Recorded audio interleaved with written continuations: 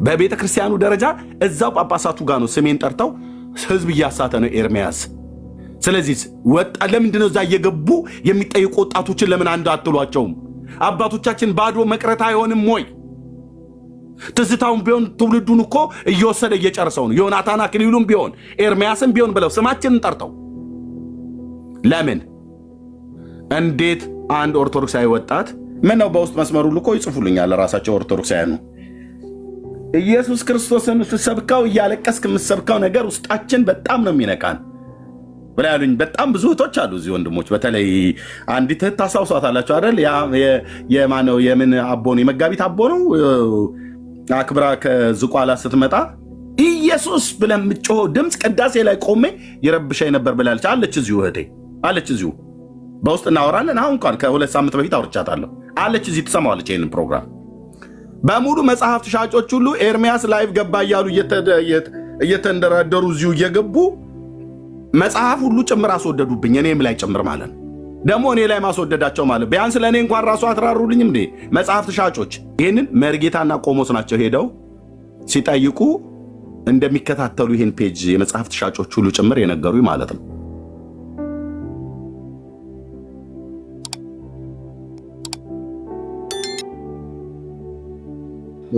እሺ ከየት ቤተ እምነት ነው? ኦርቶዶክስ። እሺ እንኳን ደህና መጣ ወንድማችን።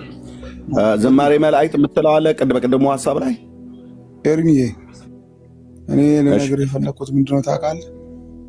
ትምህርት ብቻ እንዲሆንና በቃ ካለው የቲክቶክ ላይ ሁከትና ረብሻውን ይሄ መልስ መመላለሱ ትቶ በወንጌል ተለውጦ ወንጌል ብቻ መስበክ እንዲህ ነው የሚለው ነገር ተዛውቶ በቃ ስብከት ከዘፍጥረት እስከ ራእይ ድረስ ትምህርቱ ብቻ መማማር ቢሆን ደስ አይልም? አሁን ለምሳሌ ቀደም ሲል ዮናስ የ8 ወር ልጅ ሆኖ እያልከው የምክር ነገር እየሰጠኸው መጨረሻ ምን አይነት እንደተፈጠረ አይተዋል። ያው ክፉ መንፈስ በማን ላይ ምን እንዳለ ታውቀዋለህ። ግን ትምህርት ብቻ ቢሆን ጥሩ ነው። በቃ ማለት በወንጌል ብቻ መስበክ ይሄ ነገር ወይስ ከዚህ እንደዚህ ይሄ የመመላለስ የሃይማኖት ኦርቶዶክስ፣ ፕሮቴስታንት፣ ሙስሊም ይሄ ነገር ተትቶ በቃ ብቻ ስድብ የሌለው ወንጌል ብቻ የሚሰበክበትን ርዕስ ቢፈጠር ምን ይመስላል? ካጠፋ ይቅርታ እኔ ለመልስለት ከቅርታ ጋር ወንድማችን ዋውዬ ጌታ ይባርክህ ወንድማችን። ከየት ቤተ እምነት ነህ? ኦርቶዶክስ። ያው ንግግርህ በሌላ አማርኛ ይሄ አገልግሎት ስድብ አለው እንደማለት አይደለም። ኖ አይ ቆይ ከተረዳ አልክ አይደለም እምልህ በሌላ አማርኛ ነው እያልኩ ያለሁ እንጂ በሌላ አማርኛ ስል ደግሞ ያው ብልሃል ብዬ እየደመደምኩ አይደለም። ግን አንተ የራስህ አካውንት ካለክ፣ የራስህ ፔጅ ካለክ፣ የራስህ ፎሎወሮች ካሉክ፣ የራስህ ተከታዮች ካሉክ፣ ኃላፊነቱ የሚሰማ ከሆነ ጥሪው ካለ ሸክሙ ካለክ እነዚህ ሁሉ ነገሮችን ታሳቢ አድርገህ ማለት ነው አሁን የመከርከውን ያው እንደ ምክር እንውሰደውና ማለት ነው። ምክር እንኳን ብዬ አልቆጥረውም፣ ግን እንደ ምክር ልውሰድልህና በቅንነት ለምን አንተ አታደርገውም? አንተ የሚከታተሉን ሰዎች እንዳልኩ ቅድም ያልኩ ሸክሙ ካለ ጥሪው ካለ ገብቶሃል፣ እውቀቱ ካለክ ያንን ነገር እንደዛ አሁን እንደመናገር ቀላል አይደለም። ገብቶሃል። እዚህ ላይ ጊዜን ሰውተ ህይወት አሁን እኔ ኤርሚ ህይወቱን ሰውቶ ሁላ ነው የሚያገለግለው ማለት ነው። ስንት ሰው እየዳነ እንደሆነ ስንት ሰው ወደ ኤርሚ እኮ እውቀት ስላለው እኮ ነው የምናገረው። አልሰማኸኝም? እኔ አንዴ አፍ ለአፍ ካወራክ እንትን አይልም አንግባባም። እንድንግባባ ካወራህ በኋላ ጨርሰህ እኮ ነው እኛ የገባ ነው ማለት። ስለዚህ ይሄንን ነገር አንተ ሸክሙ ካለክ፣ አንተ እውቀቱ ካለክ፣ አንተ ጥሪው ካለክ ይኸው ቲክቶኩ አገልግሎቱ ፕላትፎርም ነው እና እንደዚህ አይነት ነገር አንተ ማገልገል ትችላለህ። በሌላ አማርኛ መጠቅ ስድብ ከሚሆን የስድድብ ከሚሆን ስትል በዚህ ያለ ሰው የተጠቀመ ሰው ይህንን አገልግሎት መከታተል ከጀመረ በኋላ ማየት ከጀመረ በኋላ መስማት ከጀመረ በኋላ እየተጠቀመ ያለ ሰው ይታዘባል። እኔን ጨምሮ ማለት ነው። እኔን ጨምሮ እነ ብሩኬ በዚህ አገልግሎት ነው የመጡት። አጠገብ ያለው ብሩኬ ከዋሸው ራሱ ይመሰክርልሃል። ሌሎችም በዚህ አገልግሎት ለጌታ የተሰጡበት በር ልባቸውን የከፈቱበት የመግቢያ በሩን አጋጣሚ ያገኙበት አገልግሎት ነው እና እንደዚህ ተብሎ በማይመከር ቦታ ላይ አንዳንድ ቁጥር ደጋግመህ ስትጽፍ የሆነ ነገር ተልኮ እንዳለ የሆነ አንዳንድ ጊዜ እንደዚህ የሚጽፉ ሰዎች የሆነ ነገር ይዘው ይመጣሉ። አንተም ብቻ ማለት አይደለም፣ ሌሎችም ማለት ነው እና በቅንነት እንደ ምክር ወስደ ነው። ግን ምክሩ አንተው ላይ ተግብረውና በአንተ ቢተገበር መልካም ነው፣ ጥሩ ነገር ነው የመከርከው። ስለዚህ አንተም ያንን ነገር ብታደርገው በራስህ ቤት ብታደርገው። ይህን አገልግሎት ግን ጥሩ እየተሳለጠ ነው ያለው፣ በጥሩ እየሄደ ነው ያለው። እግዚአብሔር ይመስገን፣ ነፍሳት እየዳኑበት ነው ያለው። እንደዚሁ ይቀጥላል። እንደውም ከዚህ በሚልቅ ይቀጥላል ለማለት ፈልጌ ነው። ተባረክ ልኝ ወንድሜ ኤርሚ። አይደለ ቢኒ፣ እንደሱ ለማለት እኮ ፈልጌ አይደለ። አንተ በገመጥከው አይምሮ ውስጥ እኔም አልመጣም፣ አልተረዳኸኝም ይሄን ሀሳብ። ሀሳቤን የሰጠሁት ወንድሜ፣ ሀሳቤን ከጠቀመ ተቀበለው፣ ካልጠቀመህ ግን ችግር የለም፣ እንደ ሀሳብ ብቻ ውሰደው። እንደዛ ለመውሰድ አልተረዳኸኝም።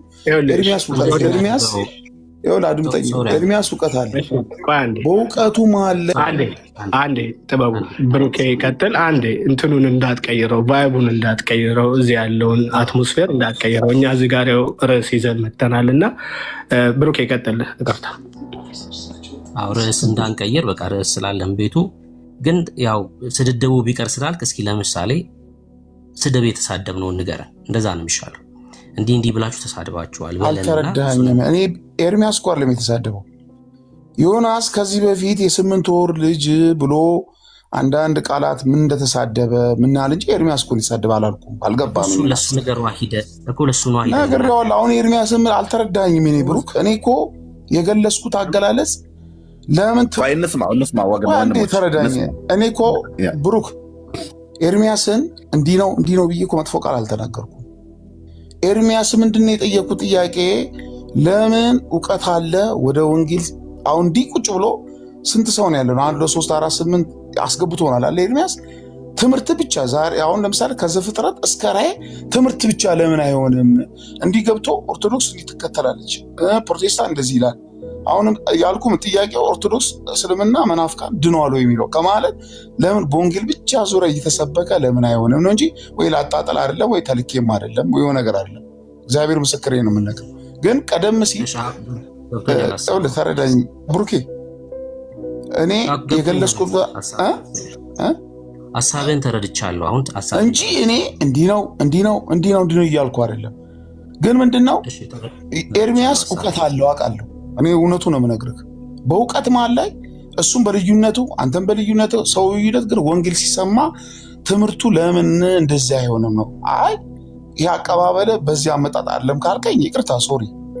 እኔ የምልህ ምናልባት አስተሳሰቤ ወይ ከአንተም ከሱም የራቅኩ ነኝ ለማለት ወይ የተለየ ነኝ ለማለት ፈልጌ አይደለም። ግን በእንደዚህ የሆነ ነገር ለምሳሌ አሁን ገደላት እንደዚህ ይላል እንደዚህ ወጥቷል ብለን ከምንል በቃ ይሄ ነገር ወደ ወንጌል ተቀይሮ በቃ ስብከት ብቻ ሆኖ ዛሬ እንደዚህ ነው። ለምሳሌ አሁን ዳጊ ዘማሪ ነው አለ በፕሮቴስታንት። አይ አንዴ ስላገኘሁት ሐሳብን ስላገኘሁት አንዴ ስማኝ፣ ሐሳብን ስላገኘሁት አንዴ ስማኝ፣ ችግር የለውም። በጣም የሚያምርብህን ልብስ አሰፋውልህና ሱፍ ቆሻሻ ልብስ በታች ከስር በለበስከው ቆሻሻ ልብስ ላይ ደርበህ እንድትለብሰው ባረግክ ምንድነው የሚሰማክ? ከስር የቆሸሸውን የተበላሸውን ልብስ ሳታወልቅ ቆንጆ አድርጌ ያሰፋውልህን ሱፍ እንድትለብሰው በላው ላይ ባደርግ ምንድነው የሚሰማክ? እንዴ ይከፋኛል እንጂ እንዴት እሱ እያደረግን ያለ ነው። ቆሻሻውን አውልቀው ያሉበት። አሁን ለምሳሌ ገድላትን ስናነሳ ገድላትን አንስተን ትክክል ያልሆነውን ነገር ስናሳያቸው ቆሻሻውን አውልቀው ንጹህ የሆነውን የእግዚአብሔርን ቃል እንዲለብሱ እያደረግን ያለ ነው። በቃ የኛም አንተ ይከፋል እንደዛ ባረግ አይደል? ኦርቶዶክሳውያንም ስለምንወዳቸው ቆሻሻ ላይ የእግዚአብሔርን ቃል ሊለብሱ ስለማይችሉ ቆሻሻውን አስወልቀን ልክ እንዳልሆነ ተደርተው እሱን አውልቀው ንጹህ የሆነውን የእግዚአብሔርን ቃል እንዲቀበሉ ነው። ከዛ አንጻር ነው ይሄን የምናደርገው። እሺ ተባረክ ጥበቡ። እሺ ግን እኔ ምንድነው ይቅርታ ወደ ረድሱ ሌላው መስማትና ምትብሳል ኤርሚያስ እውቀቱ ስላለው መልኩን እንዲቀይርና እንትን እንዲል ስለፈለግኩ ነው እንጂ እኔ እንደዚህ ነው እንዲህ ይላል። እስከ መቼ ነው በእንደዚህ ነገር በክርክር በሚሄደው? አንተ ያልከውን ነገርም ያስኬዳል፣ ልክ ነህ ያልከውም፣ ግን በእንትን ለምን አይቀየርም ለማለት ፈልጌ ነው እንጂ እኔ እንደዚህ ሳደባለ ከኔ እንደዚህ ብዬ አይደለም። እንደውም አልዋሽም፣ ትላንትና ለምሳሌ ዮናስ ምን ቀረው? አሁን የቀረው ፍቅሪዝም ብቻ መግባት ነው የቀረው። እሱ ያልገባበት አልጠርም። ይቅርታ አባቴ፣ ግን ምንድነው መነግርህ፣ በቃ በሌላ መልክ ይቀየር ለማለት ፈልጌ ነው እንጂ እንደዚህ ነው እንደዚህ ነው ብዬ አይደለም። አሁን ለምሳሌ ባለፈው ቤኪ ምን አለ? በቃ የእምነት ተቋም በቃ መነካት የለበትም ብሎ ባለፈው ተጸጽቶ ምን ያህል ሲናገር ሰምቼዋለሁ። ቤኪ በቃ እንደዚህ ነው አይምሮ። ኦርቶዶክስ ነኝ። እኔ ደግሞ ፕሮቴስታንት፣ አንድ እህት ፕሮቴስታንት አለችኝ። እሷን አከብራታለሁ፣ እኔም እሷ እኔን ታከብረኛለች። ተረዳኸኝ? እኔም አሁን አንተን እኔ በጣም ነው ማከብር። የክብር ጥያቄ ልጠይቅህ። በክርስቶስ ኢየሱስ አምነህ ድነሃል? ጥበቡ እንዴ እሱ ነገርኩህ እኮ። እሱንማ ስለማውቅ እኮ ነው የምነግርህ። እኔ ግን ያንተን እንትን ግን አልነፍግም። ተረዳኝ ብሩኬ፣ ያንተን እንትን አልነፍግም ነው እኮ ነው የምልህ። ተረዳኝ። አሁን ቲክቶክ ላይ የሚሳደብ የሆነ ነገር ሲል፣ አሁን ለምሳሌ ይቅርታ አድርግልኝ ኤርሚያስ፣ ከዚህ በፊት የሆነች ልጅ የማርያም ፎቶ ስቀድ በምድር መታ ይቅርታ መጠየቅ አለባት ሲል ሰምቼዋለሁ። ትክክል ነው። አላስፈላጊ ነገር ስላደረገች ማለት ነው። ብሩኬ ሙያ ምንድን ቁጥር ጻፊ ነው ሲታወራ። እሺ ስራ ላይ ስለሆንኩ ነው። በጣም ይቅርታ ወንድማችን ኤርሚያስ። እግዚአብሔር በሰጠው ጸጋ በመንፈስ ቅዱስ እየተመራ የሚያገለግል ነው። እዚህ ጋር ያለነው ሁላችን ተስማምተን አይ መቀየር አለብህ ብንለው እንኳን እሱ የሚሰማው አምላክ አለው። ልክ ሁላችን የምንሰማው እንዳለ ሀሳብ ጥሩ ሆኖ ሳለ አንተ ባልከው መንገድ ግን አይደለም። አንተ በተሰጠህ እጅክ ላይ ባለው ስልክ እንደገባህ መጠን ብታገለግል ምክሬ ነው። በተረፈ ግን ለሰጠኸው ምክር ጥሩ ሆኖ ሳለ አንተ መታ አሁን አይ መቀየር አለበት እንዲህ ነው መሆን ያለበት ስላልክ የሚሆን ነገር የለም። ወንድሞችን ስማ። አመሰግናለሁ። መጽሐፍ ሁሉ ስላልቻልኩ ነው ብዙ ስለሆነ። ቴንኪው። እሺ ቴንኪው እህትየው፣ ተባረኪ ሙቲ። ቤካ ወንድምነት፣ እንደዚሁም ብርኬ ቢኒያውም በዚህ ጉዳይ ላይ ሀሳብ የሰጣችሁ ባለሽ ወንድማችንም ጥበበም ቴንኪው። ግን ምንድነው ማወቅ ያለብን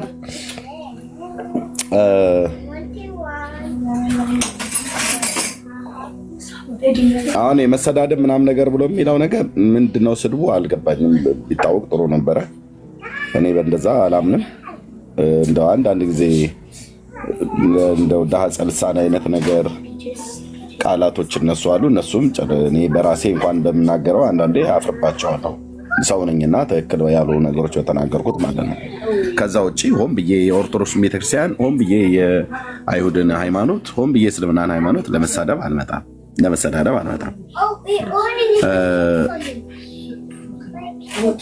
ኦኬ። ከዘፍጥረት እስከ ራእይ እናስተምር ተብሎ ቢባል ኦኬ፣ የሚሰማ ትውልድ አለ፣ የማይሰማ ትውልድ አለ።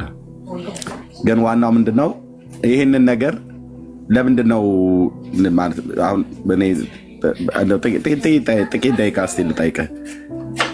ይህንን መንገድ ለምንድነው ማለት ትቶ መጽሐፍ ቅዱስ ብቻ ለማስተማር አሁን ያለውን ነገር ከዚህ በፊት የመጣንበትን ከዚህ በኋላ እንዳንቀጥለው ምን ክፋት ስላለው ወይ ደግሞ ምን ትርፍ ስለሌለው ነው? ተረርተህ ነው ቶ ያልከኝ? ምንም ጥቅም የለውም። አሁን ባለው ብንሄድ ወንድማችን ጥበበ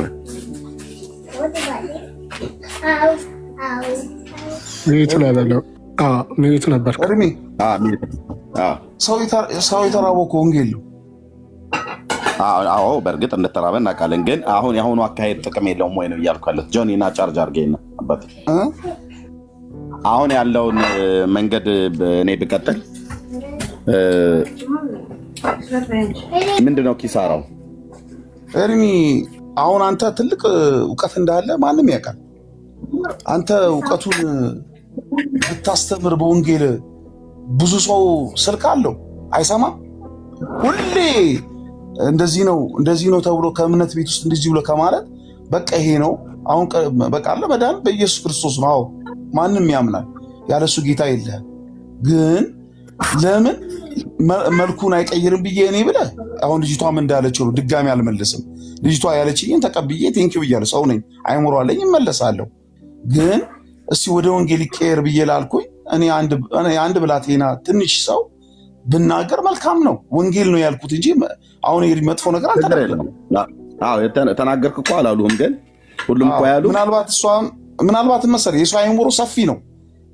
እኔ በማስበው አይምሮ እሷ የምታስበው አለ፣ ቤኪ የሚያስበው አለ፣ ብሩክ ጉዳቱ ምንድን ነው ያልኩህ። ጉዳቱ አሁን በመጣሁበት ብሄድ ምንድን ነው እስካሁን ድረስ እኔ ነኝ አይደል ትርፌና ኪሳራዬን የማውቀው እኔ ነኝ አይደል? አዎ ኤርሚ፣ ግን እስካሁን ድረስ በመጣሁበት እኔ አሁን ይቅርታ አድርግልኝ፣ ለዘመናት ስኖር በኦርቶዶክስ ሆኜ እየኖርኩኝ ስለ ገደላት ሁሉ ከአንተ ነው ያወቅሁት። አላውቅም እድሜ ልኬን ስኖር አልዋሽም። ስለዚህ ቆይ አንደኛ እኔ ነኝ አሁን ትርፍና ኪሳራዬን የማውቀው ማለት በእነዚህ ሁሉ አመጣጥ ስመጣ አሁን በመጣሁበት አመጣጥ ወንጌልን ሰብካለሁ፣ ስህተትን አሳያለሁ። ከማንኛውም ቤተ እምነት ያለው ማለት ነው። በተለይ መዳንን በተመለከተ መንትያ መንገድ መንትያ ሀሳብ ያላቸውን አስተምሮቶች እየተቃወምኩኝ እውነተኛውን የሆነው የእግዚአብሔርን ቃል በክርስቶስ ኢየሱስ ሰው በማመን የዘላለምን ሕይወት እንዲያገኝ ወንጌል ሰብካለሁ። ወንድሞቼ እዚህ ያሉትም እዚህም የሌሉትም ይሄን ነው የሚያደርጉት። እና ትርፍና ኪሳራዬን እኔ ነኝ የማውቀው። ምን ያህል እንዳተረፍኩበት፣ በዚህ ምን ያህል እንደከሰርኩበት። ትርፌ ምንድን ነው? ሰው መዳን ነው። ኪሳራውስ ምንድን ነው? ሰው ካልዳነ ኪሳራ ነው ማለት ነው።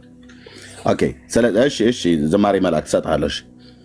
እና አንተ ግን አሁን ብትቀይረው ብለህ ስትል እኮ ጥሩ እኮ ነው። ብትቀይረው ብለህ ስትል ብዙ አዋጭ አይደለም ይሄኛው መንገድ ብለህ እያልክ ነው።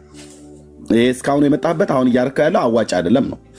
ለምሳሌ እያንዳንዱ ነገር እዚህ ምናልባት ሰምተሃል ብዬ አስባለሁ። ስለሰማኝ ነው የምትነግረኝ። መረጃና ማስረጃ ሳሊዝ አላወራም። በመጽሐፍት የተጻፈ ግዕዝ፣ አማርኛ፣ ገጽ፣ ቁጥር፣ ምዕራፍ አሳይተን ነው እኔም ሆንኩ ሌሎች ወንድሞች የምናገረው ማለት ነው።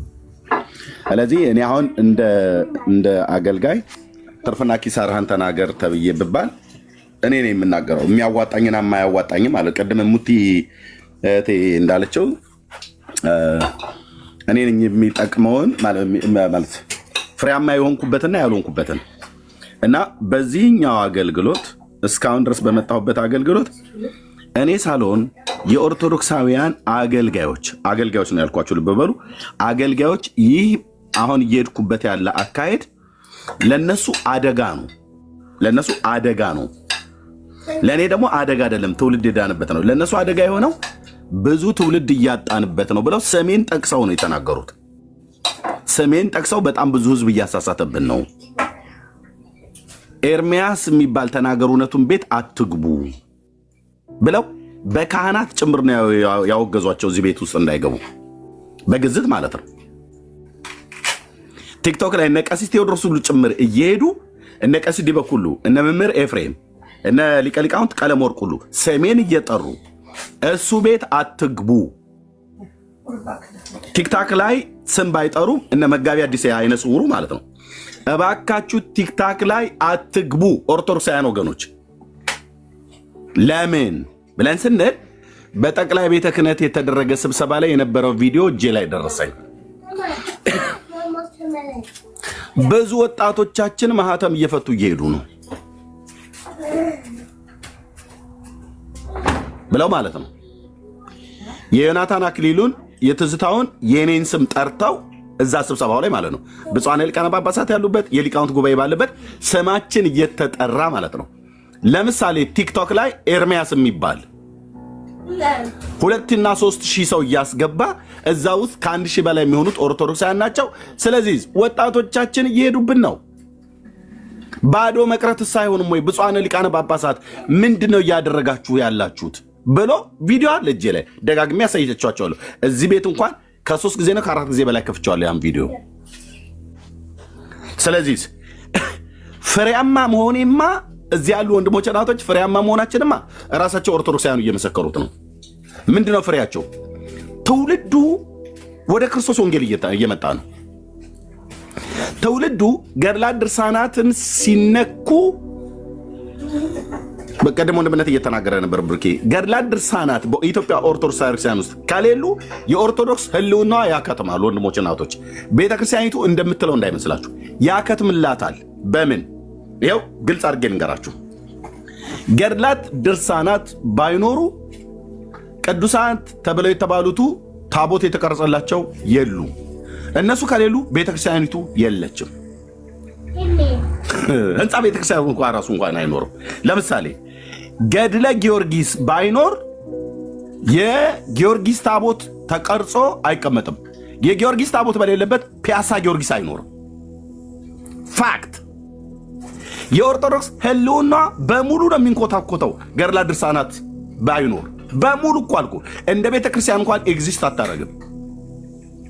ስለዚህ ገድላት ድርሳናት ማለት የቤተክርስቲያኒቱ መሰረቶች ናቸው። ወንድሞች እናቶች፣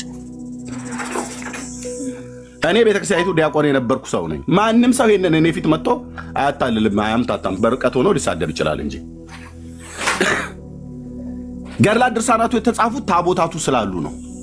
የአርሴማ የሚካኤል የገብርኤል ተብሎ የተባለው ስላሉ ነው። ታቦታቱ ባይኖሩ ህንፃ ቤተክርስቲያን አይኖርም። ህንፃ ቤተክርስቲያን ባይኖር ኦርቶዶክስ የለችም። 4 ነጥብ። ስለዚህ ገድላት ድርሳናቱን ስትመጡት እንደውም ምንድነው ያልኩትኝ በባለፈው ዳጊሻዬ እንደዚህ አድርጎ የሰራልኝ ማስታወቂያ አለ። በዚህ ጉዳይ ላይ ገብተንበት ነበር። ገድላት ድርሳናቱ በወንጌል ሲመቱ ያልቃሹ ብዛቱ በኦርቶዶክስ ነው አልቃሹ የበዛው ማለት ነው። ለምን? እነዚህ መጽሐፍቶች የቤተክርስቲያኒቱ መሰረቶች ናቸው። ወንድሞች እናቶች፣ የቤተክርስቲያኒቱ መጽሐፍቶች ናቸው። የቤተክርስቲያኒቱ መሰረት ናቸው። የሚካኤል ቤተክርስቲያን ያለው ድርሳነ ሚካኤል ስላለ ነው። ብራዘርዬ፣ ድርሳነ ሚካኤል ስላለ ነው የሚካኤል ታቦት የተቀረጸው። የደማኑ መልክዓ ሚካኤል ስላለ ነው የሚካኤል ታቦት ተቀርጾ ማህሌት የሚቆመው።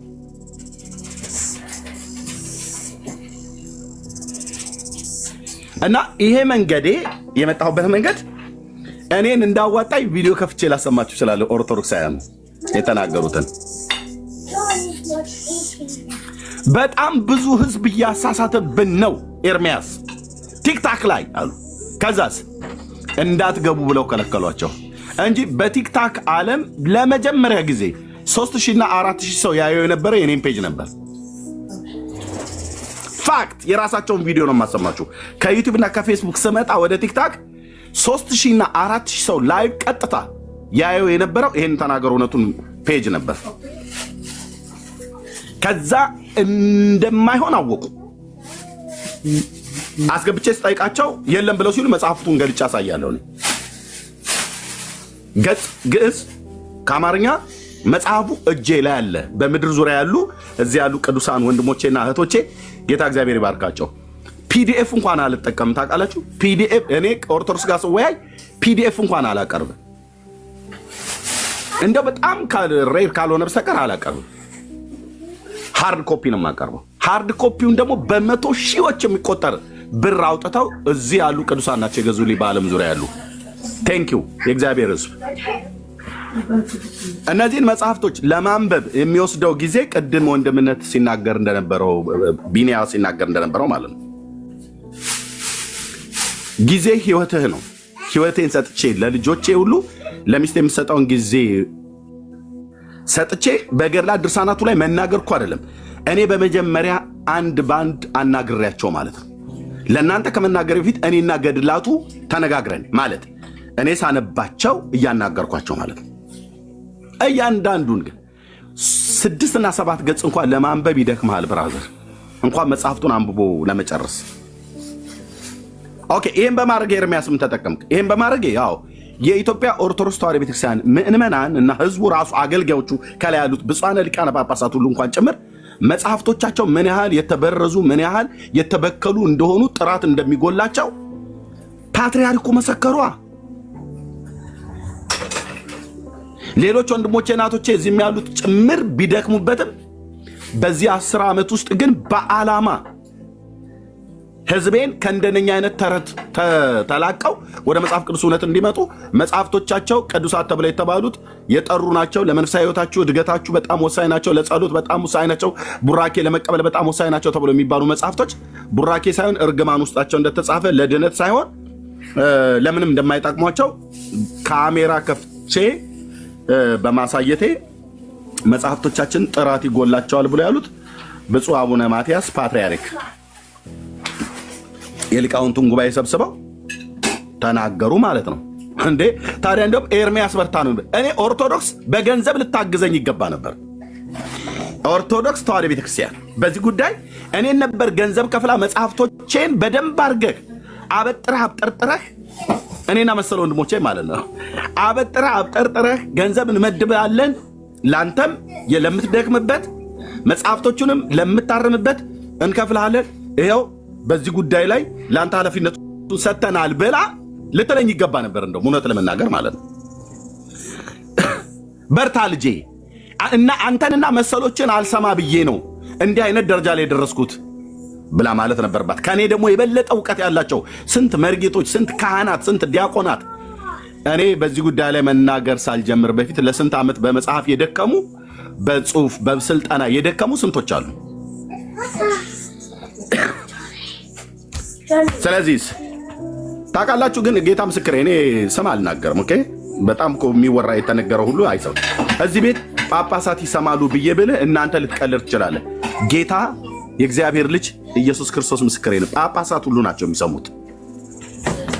ኦኬ በፌክ አካውንት በራሳቸው አካውንት ክሬት አድርገው ማለት ነው ይሰሙታል።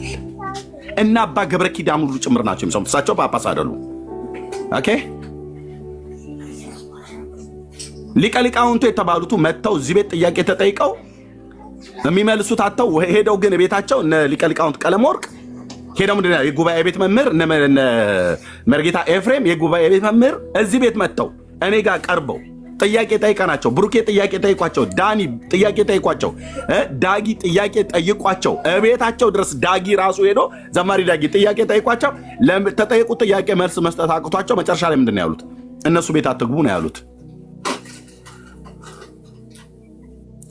ስለዚህ ይሄ እንደውም ቀደም እህትየው ነች መሰለኝ ሙት ያለችው ተጠናክሮ ነው መቀጠል ያለበት።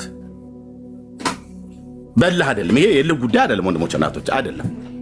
ለምን የጥምቀት ከተራን ዘንድሮ አይታችሁታል አይደል? ሃርሞኒካ ዳንስ የሚጨፍረው ወጣትም ይሁን ጥምቀተ በዓል ጃር ሜዳ የወጣ ሰው ቁጥሩን አይታችሁታል አይደል? ዘሀበሻ ሄኖክ ያቀረበው ዜና ላይ ኦርቶዶክሳዊ ወንድም ነው ደግሞ ፔንጤ ስለዘገበው ብለው እንዳይሉ። ለምንድነው ወጣቱ ያ የሃርሞኒካ ዳንስ ሁሉ ጭምር የለም አሉ? የት ሄደ? አየ የኦርቶዶክስ ወጣት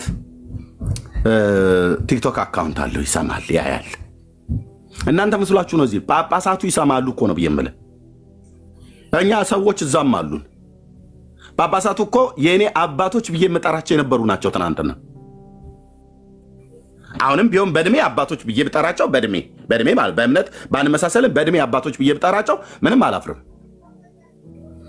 ይሰማሉ፣ እዚህ ቤት ይሰማሉ አልኳችሁ። ቅዱስ የእግዚአብሔር ልጅ ምስክር ነው። ይህም ቤት ይሰማሉ ጳጳሳት ሁሉ ጭምር። የልደት ማነው የፈለገንና የእኔን ዲቤት በቴሌቪዥን ላይ ሰክተውላቸው ነበረ። ቤታቸው ባለው ኮኔክት አድርገውላቸው ያዩት የነበረው።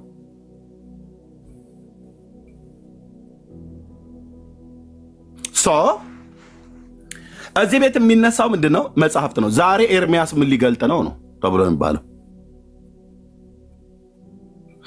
መጽሐፍት ሻጮች ሁሉ ጭምር መርጌታ ባለፈው ሲናገሩ ከቆሞስ ጋር መጽሐፍት ሻጮች ሁሉ ጭምር ፒያሳ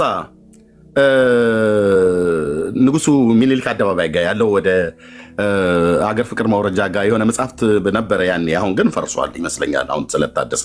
እኔ ከዛሬ 14 ዓመት በፊት ያለው ነው የማውቀው። ወይ ደግሞ 3ኛ ፖሊስ ጣቢያ ጀርባ ወይ ደግሞ በዛ በአወሊያ ትምህርት ቤት ወደ ላይ ወደ ራስ ደስታ ዳምጠው ሆስፒታል መሄጃ ጋር ብፁዕ አቡነ ጴጥሮስ ያለበት አካባቢ ላይ መጽሐፍቶ ድሮ የሚሸጥ ነበረ። በተለይ እዚህ በብፁዕ አቡነ ጴጥሮስ አደባባይ ከፍ ብሎ የኦርቶዶክስ ራሱ የጊዮርጊስ የሰራችው ህንፃ አለ የቤተክርስቲያኒቱ፣ እዛ ጋር ሁሉ የሚሸጥ ነበረ። በሙሉ መጽሐፍት ሻጮች ሁሉ ኤርሚያስ ላይቭ ገባ እያሉ እየተንደረደሩ እዚሁ እየገቡ መጽሐፍ ሁሉ ጭምር አስወደዱብኝ፣ እኔም ላይ ጭምር ማለት ነው። ጥብስ ነው። ኤርሚ ዛሬ ያነሳው ኢሹን ሰምቶት ትውልዱ እየሄደ እየገዛ ቼክ እያደረገ ከንማችን ወንድሞች ናቶች እዚህ ስንጠቅስ ደግሞ እኔ ላይ ማስወደዳቸው ማለት ቢያንስ ለእኔ እንኳን ራሱ አትራሩልኝም እንዴ? መጽሐፍት ሻጮች ታምረ ማርያም እንዴ 7000 ብር ትሸጡልኝ አላችሁ? ለምንም እኮ የማይጠቅም መጽሐፍ እኮ ማለት ነው። የጌታን እናት ክብርን በዜና ልክ አዋርዶ የጻፈ መጽሐፍ ታምረ ማርያም ነው።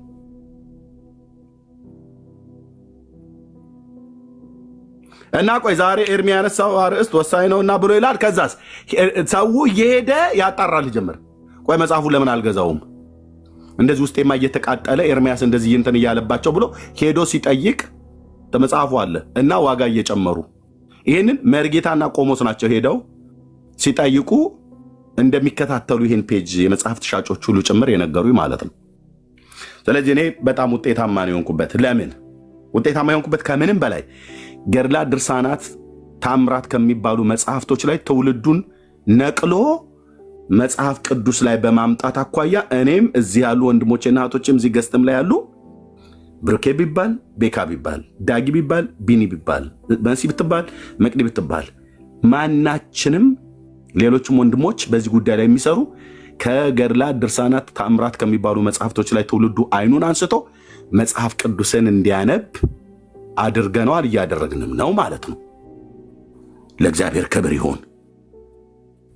አየህ፣ ስለዚህ ለነጋዴ ሁሉ እንኳን የገቢ ምንጭ ኮኘለታለሁ። አንድ በቤተ ክርስቲያኑ ደረጃ እዛው ጳጳሳቱ ጋር ነው ስሜን ጠርተው ህዝብ እያሳተ ነው ኤርሚያስ። ስለዚህ ወጣ ለምንድነው እዛ እየገቡ የሚጠይቁ ወጣቶችን ለምን አንድ አትሏቸውም? አባቶቻችን ባዶ መቅረት አይሆንም ወይ? ትዝታውን ቢሆን ትውልዱን እኮ እየወሰደ እየጨርሰው ነው። ዮናታን አክሊሉም ቢሆን ኤርሚያስም ቢሆን ብለው ስማችንን ጠርተው ለምን እንዴት አንድ ኦርቶዶክሳዊ ወጣት የነዚህን 3 ወንድሞች ብቻ ሳይሆን የነ ብሩኬ የነ ዳጊንም የሌሎችንም ወንድሞችና እህቶች ስንት መርጌቶች አሉ፣ የእነሱን ድምፅ ሰምቶ እንዴት ይወጣል? መጽሐፍቶቹ ይናገሯ። ያለ 5ቱ አዕማደ ምስጢር ስላለ አይደለም ኦርቶዶክስ ያለችው፣ ገድላ ድርሳናት ስላሉ ነው ኦርቶዶክስ ያለችው። እስቲ ገድላ ድርሳናት የሚባሉት ታምራት የሚባሉት በሙሉ መጽሐፍቶቹን ጠራርጋ ታውጣ፣ ታቦቱን ጠራርጋ ታወጣለች። ታቦቱ በሌለበት ገድላ ድርሳናት የለም። ገድላ ድርሳናት ስላለ ነው ማለት ታቦቱ ስላለ ነው ገድላ ድርሳናት የተጻፈው። ገድላ ድርሳናቱን ካስወገደች ታቦቱ አይኖርም። ታቦቱን ካስወገደች ህንፃ ቤተክርስቲያኑ አይኖርም። ህንፃ ቤተክርስቲያኑና ታቦቱ ገድላቱ ከሌሉ ኦርቶዶክስ የለችም።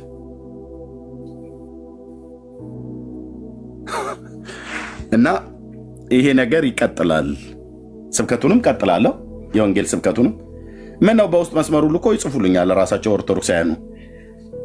ኢየሱስ ክርስቶስን ስትሰብከው እያለቀስክ የምትሰብከው ነገር ውስጣችን በጣም ነው የሚነካን ብላ ያሉኝ በጣም ብዙ እህቶች አሉ እዚህ ወንድሞች። በተለይ አንዲት እህት ታስታውሷታላችሁ አይደል? የማነው የምን አቦ ነው? የመጋቢት አቦ ነው። አክብራ ከዝቋላ ስትመጣ ኢየሱስ ብለን የምትጮኸው ድምፅ ቅዳሴ ላይ ቆሜ ይረብሻኝ ነበር ብላለች። አለች እዚሁ እህቴ አለች። እዚሁ በውስጥ እናወራለን። አሁን እንኳን ከ2 ሳምንት በፊት አውርቻታለሁ አለች። እዚህ ትሰማዋለች ይህንን ፕሮግራም። መጋቢት አቦ መሰለኝ ባልሳሳት፣ መጋቢት አቦን ለማክበር ሄዳ ለማንገስ ሄዳ ስትመጣ ሰዎች ሼር አድርገውኝ ሰማዋለች። እና በጣም ነበር የምትናገረው በአቦ ላይ። ከዛ ደግሞ ስብከት ብለህ ስለ ኢየሱስ እየሰበክ እያለቀስክ ኢየሱስ ብለህ የጮከው ድምፅ ውስጤ ተቀርቅሮ ቅዳሴ ላስቀድስ ሄድ እሱ ድምፅ ይረብሻኝ ነበር አለች። አለቅስ ነበር አለች። አንተ አንድ ቀን ያለቀስከው፣ እኔ ግን ያ ድምፅ ውስጤ ስለቀረ አለቅስ ነበር አለች። እቺት ጌታን ተቀበለች። አራስ ሆና ነው፣ አራስ ቤት ነው ጌታን የተቀበለችው። እኔው ጋር ነው ጌታን የተቀበለችው እዚሁ።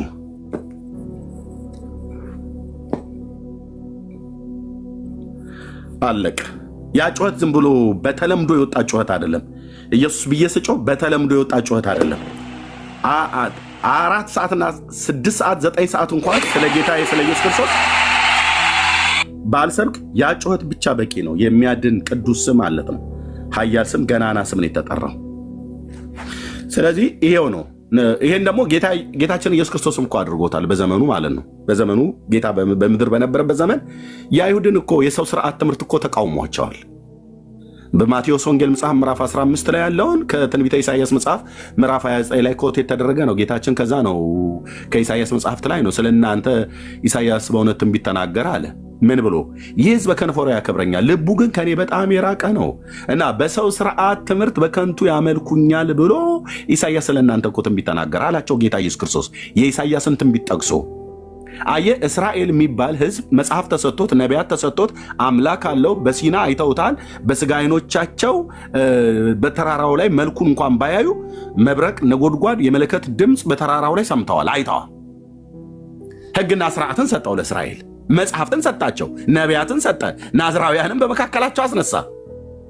ከዛስ እነሱ ሄደው ምን ውስጥ ገቡ? የሰው ስርዓት ትምህርት። አሁን ኦርቶዶክስ እንደምታደርገው ገድላ ድርሳናት የምን ትምህርት ናቸው? የሰው ስርዓት ትምህርት። የኢትዮጵያ ኦርቶዶክስ ክርስቲያን ህዝብ አብዛኛው ጌታን የሚያመልከው በምንድን ነው? በሰው ስርዓት ትምህርት ነው፣ በገድላት ድርሳናቱ ነው፣ በመጽሐፍ ቅዱስ ነው እንደ ጌታን የሚያመልኩት አይደለም። አይደለም፣ የእውነት አይደለም። ስለዚህ ጌታችን ኢየሱስ ክርስቶስ የሰው ስርዓትን ትምህርት አልተቃወመም? ተቃውሟል። ጳውሎስ አልተቃወመም? ተቃውሟል።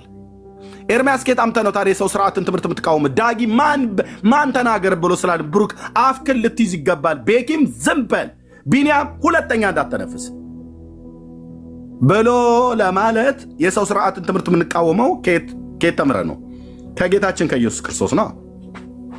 የአይሁድን የሰው ስርዓት ትምህርት እኮ ኢየሱስ ተቃውሞታል ፊት ለፊት። ስለ ወጋችሁ የእግዚአብሔርን ትእዛዝ ትንቃላችሁ ብሎ ያላቸው ወጋቸውን አልተቃወምም እንደ ጌታ ተቃውሟል። ማድጋን ስለማጠብ ወጪቱን ስለማጠብ የውጩን ያጥባሉ፣ ውስጡ ግን ግብዝነት የሞላበት ነው። ይሄ ትምህርት የማ ትምህርት ነው? የእግዚአብሔር ትምህርት አይደለም። በሲና እግዚአብሔር እንዲህ አይነት ህግ አልሰጣቸውም። አልጋን እስከ ማጠብ ድረስ ወግ። ችግር የለውም ተዉት። አሁን ቲክታክ ብዙ ተቀይሯል እና በጣም ውጤታማ ለሰዎች ኢብን አንዳንድ ጴንጤዎች እንኳን ራሱ ምንድነው አሁን ጥቅሙ ምናምን ነገር ተብሎ ሲባል ሰምቻለሁ። አንዳንድ ሰዎች የሚሉትን ሁሉ ጭምር ጥያቄም ሲጠይቁ ማለት ነው።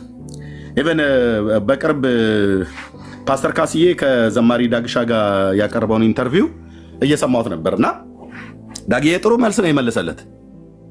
ካስሽም ጥሩ ጥያቄ ነው የጠየቀው። በሰዎቹ ዘንድ በሌሎችም በሚያምኑ ሰዎች ዘንድ ሁሉ ጭምር እንኳን ሳይቀር ይሄ አገልግሎት ምንም ጥቅም የሌለው አገልግሎት እና ከጥቅሙ ይልቅ ጉዳቱ እንደሚያመዝን አሁን የዘማሪ ዳጊን የሚያህል ታዋቂ ዘማሪ ይዛ ገብቶ ምንድነው የሚጨቃጨቀው ብለው ይላሉ። እህትዬ ጭቅጭቁ እኮ እዚህ ወደ ሲኦል የሚሄዱትን ስለመታደግ ነው ጭቅጭቁ። የነፍስ ጉዳይ ስለሆነ እንጂ ዳጊ የተከበረ ሰው ነው። እውቅና ተብሎ ይባል ማነው ዘማሪ ዳጊን የማያውቅ? ጴንጤ አይደለም ኦርቶዶክስ ሆኖ ማነው የማያውቅ ዘማሪ ዳጊ? ሊሊ ጥላሁን ተብላ ስትባል ማነው የማያውቅ? የእሷ ታናሽ ወንድም ማለት ነው። ዳጊዬን ማነው የማያውቀው? የእውቅና ጉዳይ ነው እዚህ ያመጣው። ለመታወቅ ብሎ ነው። የማይታወቅ ሰው ነው። ይቅርታ ከ35 ሚሊዮን በላይ የሚሆን የወንጌል አማኝ አለ። ዘማሪ ዳጊ ጥላሁንን፣ ዘማሪ ሊሊ ጥላሁንን፣ ዘማሪ ዶክተር ላዕሊ ጥላሁንን ማን ነው የማያውቀው? እነዚህን የተባረኩ ቤተሰብን ማንም የለም። እና ምን ያደርግለታል እዚህ ታዲያ? ዳጊ መጥቶ ከኔ ጋር ሆኖ ከወንድሞች ጋር ሆኖ አንድ እንደውም የሚታወቅበትን ክብሩን ጠብቆ ነው አይደል መኖር ያለበት። እዚህ ግን ልጆቹን ይሰድቡታል፣ እሱን ይሰድባሉ፣ ሚስቱን ይሰድባሉ፣ ምንም ይሰድባሉ። ይህንን ሁሉ ታግሶስ አዳኘ ጌታ ኢየሱስ ክርስቶስ እንኳን ተሰድቧል። የኔ እውቅና ዝቅ ቢል እንደው ለእኔ በጣም ጌታ ኢየሱስ ምስክሬ ነው። ሰውን በዚህ ያልክ ተናግሬ አላውቅም። ለእኔ ሂሮዬ ነው ዘማሪ ዳጊ። በምን ምክንያት? ኤርምያስ ብለህ ብትለኝ ያለውን ታዋቂነት ያለውን በኢትዮጵያ ወንጌላውያን ቤተክርስቲያናት ውስጥ ያለውን ታዋቂነትን ያንን ሁሉ ምንም አይጠቅመኝም። የሚጠቅመኝ ለአንድ ሰው ወንጌል ብነግረውና ወደ መዳን እንዲመጣ እኔ በራልኝ ብርሃን እንዲበራለት ወንጌል ብነግረው ይሻላል ብሎ መጥቶ ለእናንተ ጭቅጭቅ ነው። ለዘማሪ ዳጊና ለእኔ ግን እዚህ ላሉ ወንድሞቼ እናቶቼ ግን ትውልድን ከሲኦል የመናጠቅ ነው። ብራዘር ወደ ሞት የሚሄዱትን ታደጉ ብሎ ያለው የመጽሐፍ ቅዱስን እውነት እዚህ እኮ ስንነግራቸው መዳን በክርስቶስ ኢየሱስ ካልሆነ በስተቀር በሌሎች አትችሉም፣ በሌሎች መዳንን ታገኛላችሁ። መቃብር ስመህ የመቃብር አፈር በጥብጠህ ጠጥተህ በመቃብሩ ላይ 40 ክንድ ብትቆም የ40 ዓመት ኃጢአት ይሰረይልሃል ብሎ ሚልን ትምህርት አይሰረልህም፣ መዳን በእግዚአብሔር ልጅ በኢየሱስ ክርስቶስ ነው ብሎ ልጆቹን ትቶ ስራውን አቋርጦ ስራም እየሰራ ቢሆን አቋርጦ ጊዜ ሰጥቶ የሚጨቃጨቀው ዘማሪ ዳጊ ዝናን ለማግኘት ነው፣ ክብርን ለማግኘት ነው። ዋው ዘማሪ ዳጊ ጥላሁን የሚባል ዘማሪ ነበረ፣ በቲክቶክ ነው የታወቀው ብለን እንድንለው እፈር ብራዘሩ፣ ወንድሞቼ ናቶች እፈሩ። ኤርሚያስ የሚባል ሰውዬ ሳይታወቅ ዘማሪ ዳጊ ይታወቃል፣ ጌታ በሰጠው የዝማሬ አገልግሎት። ማናችንም እዚህ ያለን አሁን ገስት ላይ ያለን የሚሆን የሌለን ሰዎች የምንባል ማለት ነው። በጌታ መድረክ ላይ ቆሞ ሲያገለግል እኔ የዛሬ 20 ምናምን ነገር ዓመት ነው እኛ ጋር ጉባኤ እግዚአብሔር አሰምብል ቸርች ስለነበርኩኝ እዛ ነው የማውቀው ዳጊዬን በዝማሬው ማለት ነው። እንዲህ የመናገር አንደበተ ርቱዕ የሚናገር ሰው አልመሰለኝም ነበር። እንደ ዝማሬው ማማርና መጣፈጥ ጌታ በሰጠው ጸጋ የንግግርንም ጥበብና ጸጋን እግዚአብሔር ሰጥቶታል። ይሄ ማይታበል ሐቅ ነው። እና ታዲያ ለምን ሂሮ አልከው ብለህ ካልከኝ እዚህ ስለ ሰው መዳን ከኔ ጋር እውነትን ይዞ ሐሰትን ለማስጣል ይፋለጣል። ሌላውስ በሱ እኩል በሱ ዘመን በ90ዎቹ ማለት ነው በሱ ዘመን አብረው ይዘምሩ የነበሩ በእርግጥ ያልተሰጣቸውን ከየትም አምጡ ብዬ አላቸውም። ብዙዎቹ እኮ እውነት እያወቁ ደብቀው የተቀመጡ ዘማሪያን አሉ።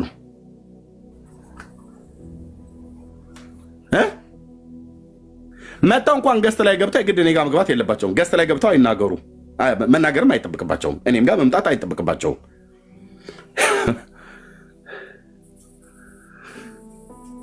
ትዳር እንደምትፈልግ ሴት አይደል እንደ ፎቶቸውን እየለጣጠፉ የሚቀመጡት? እሁድ ግን መድረክ ላይ ሲያገኙን ጌታ ይመስገን ሃሌሉያ ይሉናል። ደግሞ ከመዝሙረ ዳዊት ሊጠቃቅሱም ይፈልጋሉ። ስለ መዳንም ስለ ጌታ ስለ ኢየሱስ ክርስቶስ ማዳን ስለ ጌትነቱ ስለ አዳኝነቱ ወፈር ብለህ ማን አርገህ አሜን በል ብለውን ይላሉ እነዚሁ ዘማሪዎች። እምልህ እሱን ፓስተሮቹ እንኳን እዛው ይላሉ። ለምን ወጣ አትናገሩም? በየፔጃችሁ ለምን አትናገሩም? ዘማሪያን የኛዎቹ ዘማሪ ዳግማዊ ጥላሁን ብቻ ነው ወንጌል ላይ ሐሰትን እየተቃወመ ቄሶቹን ቤታቸው ድረስ ገብቶ ነው እያንቀጠቀጠ ያለ። አንተ ግን አንድ ቄስ ስታይ እጃቸውን ብንስም ብለህ ከፈለክ እግራቸውንም ሳም ወንድሜ። ስለመሳም ከሆነ ተሳሳሙ፣ ከላይ እስከታይ ተሳሳሙ፣ ችግር የለብኝም አላችሁ። እነዚህ በላችሁ ምትሉ የኛዎቹን ስም እንዳልጠራ ብዬ ነው። እሺ ምን አለበት እጁን ብንስመው ምናምን ነገር ተሳሳም። እኔ እያልኩ ያለሁትኝ ዳጊን እዚህ መተህ እኔ ግን አልገባኝም። ለምንድነው ክብሩን የማይጠብቀው ብሎ ይላሉ? ምን ክብር አለ አንተ?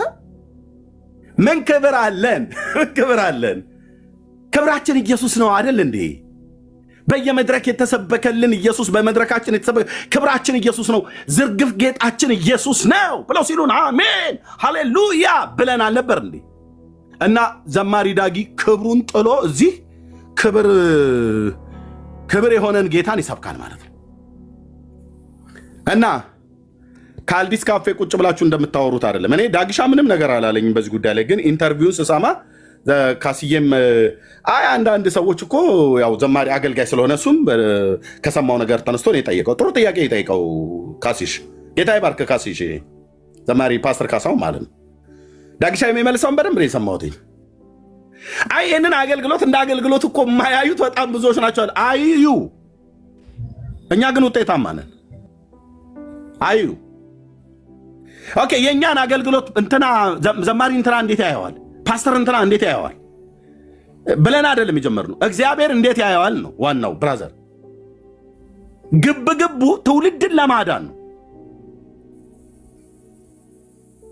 ህፃናት ልጆች አሉት ዳጊ፣ ህፃናት ልጆች አሉኝ እኔ፣ ህፃናት ልጆች አሉት ዳንዬ።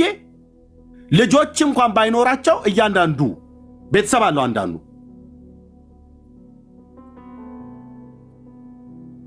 ግብግቡ ትውልድን የማዳን ነው።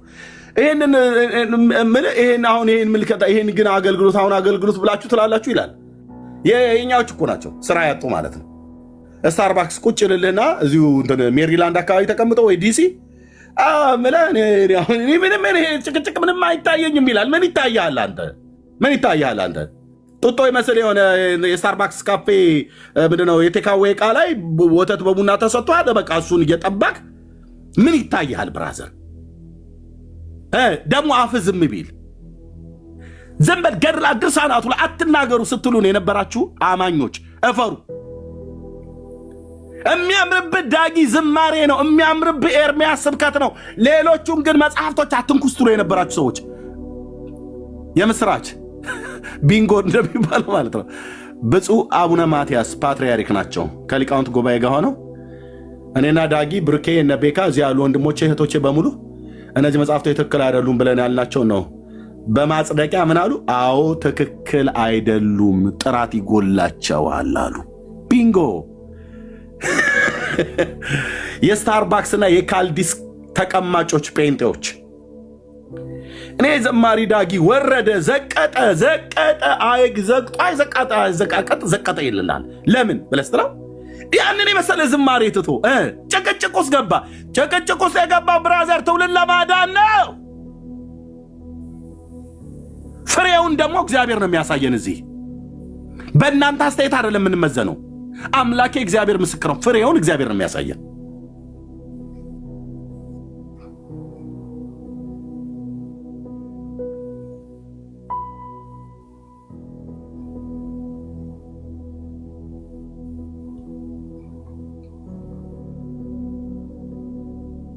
እኔ ወደ ጌታ ስመጣ የዛሬ 27 ዓመት ዘማሪ ዳጊ ይዘምር ነበር።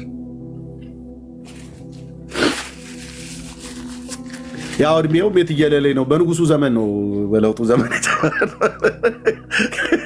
ግን ያለችው በዘጠናዎቹ ማለት ነው። እና ይሄ ሰውዬ አሁን ታዲያ እውቅና ፈልጎ ነው ይባላል? ወንድሞች እናቶች፣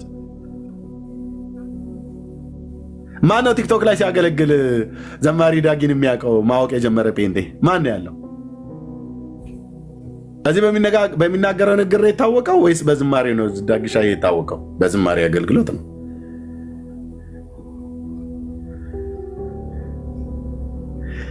ብዙዎች የጻፋችሁልኝ በውስጥ መስመር እንደው እሱ ዝማሬው ላይ ትኩረት ቢያደርግ ኤርሚ ምናምን ነገር በላይ ያለችው ደግሞ እየተደመማችሁ እኮ ዛሬ እኮ ዳጊዬ የተናገረው እኮ ንግግር በጣም ነው እኮ ግን የሚገርም ግን አንዳንዶቹ ደግሞ እንደዚህ ግን ይናገር ነበር። ኧረ እኔ አላውቀውም። እኔም እዚሁ ነው ያወቅሁት። እኔ በዝማሬው ነው የማውቀው።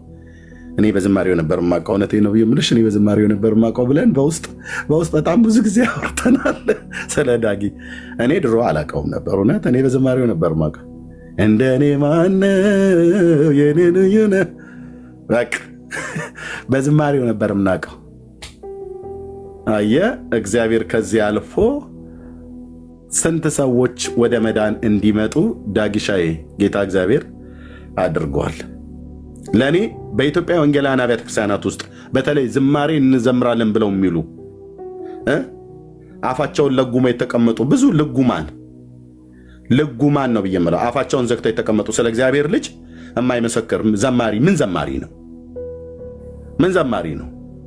ስለ እግዚአብሔር ልጅ ማዳን የማይመሰክር ፓስተር ምን ፓስተር ብለህ ትለዋለህ? ወንድም ማለት ስለ እግዚአብሔር ልጅ ማዳን የማይሰብክ ነቢይ፣ የማይሰብክ ሐዋርያ ምን ሐዋርያ ምን ነቢይ ብለህ ትለዋለህ?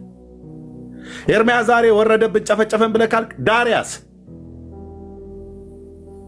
ወይኔ እሱ እኮ ዝማሬው በቃ ቅላጼው ምናምን ነገር ወንድሜ ጌታን የሰጠ እሱንም ግን ቢያንስ ኢየሱስ እኮ ያድናል አትልም?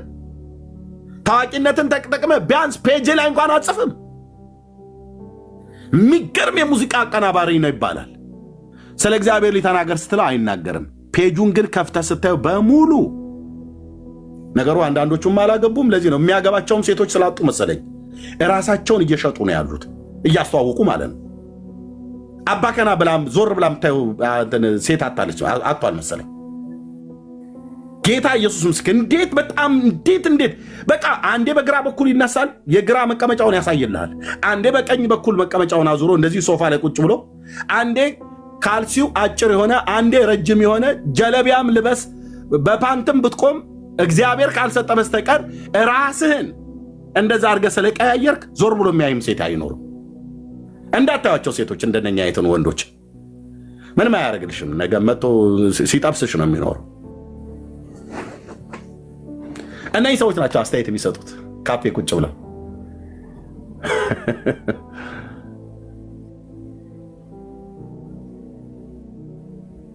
ደግሞ አፋቸው ቢያርፍ ማለት ነው። እና ስራው በጣም ውጤታማ ስራ ነው፣ አይቀየርም።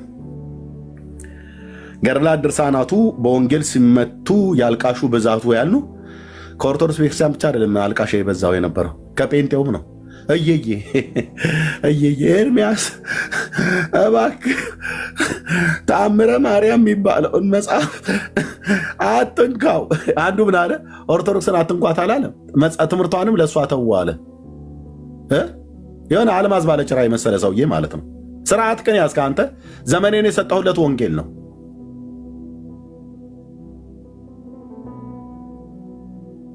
ወይ ይሄ ልጅ ለኦርቶዶክስ ያለው ልብ ተብሎ እንዲባል ማለት ነው። በስራዬ ነው የመጣው። ስራዬ ወንጌል ሰባኪነት ነው። ወንጌል ስንሰብክ ለወንጌል ተቃዋሚ የሆነን የትኛውንም መጽሐፍትን የሚሆን ሰው እንቃወማለን። ትክክል አይደለም እንላለን። ልክ ብፁዕነታቸው ብፁዕ አቡነ ማትያስ ሲናገሩ እያንዳንዱ ቤት መክፈት ጀመረ። የጴንጤው ቲክታከር ማለት ነው። ከፈተና እኛ ገድላት ድርሳናቱን ገና አንለቃቸውም ምናምን ነገር ብለ አያውቁትም እኮ አያውቁትም። ወኔያቸው ተነሳ። ትናንትና ሲቃወሙ ነው የነበሩ ዳጊና ኤርሚያስ እነ ቤካና እነ ብሩኬ ምናምን ነገር አፋቸውን መያዝ አለባቸው እነ ኤፍሬም ለምን እዚህ ላይ ይናገራሉ ብለው ሲሉ የነበሩ ልክ ብፁዕነታቸው አስተያየት ሲሰጡ ጥራት ይጎላቸዋል ማለት ሲጀምሩ እኛም አለንበት አሳይተናቸዋል። ይሁና አለች ቀበሮ ይባላል። በሱ ልተውል እችላለሁ እና ተውን። በጣም ስራ ላይ ነው ወንድማችን። ጥሩ ሀሳብ ነው ያነሳው። ጎን ለጎን ነው የሚሄደው። ወንጌሉም ይሰበካል እዚህ ቤት እና ሐሰትም ይፈርሳል። ወንድምነት ቅድም የሰጠህ ጥሩ ምሳሌ እችን ተናግሬ ልጨርስ። ወንድምነት ጥሩ ምሳሌ የሰጠህ ቆንጅዬ ድሮ አምባሳደር ነበር። እሺ እሰጥሻለሁ እህትየው። አምባሳደር ሱፍ ነበር አይደል ተብሎ ይባላል። አሁን እኔ አምባሳደር ይሁን ጀማል ሰይዳ የሚሆኑ ብቻ ምትሉት በሉት፣ ግን ምርጥ የሆነ ሱት። እሺ ዝማሬ መላእክት፣ እሺ አንተን አስቀድማለሁ።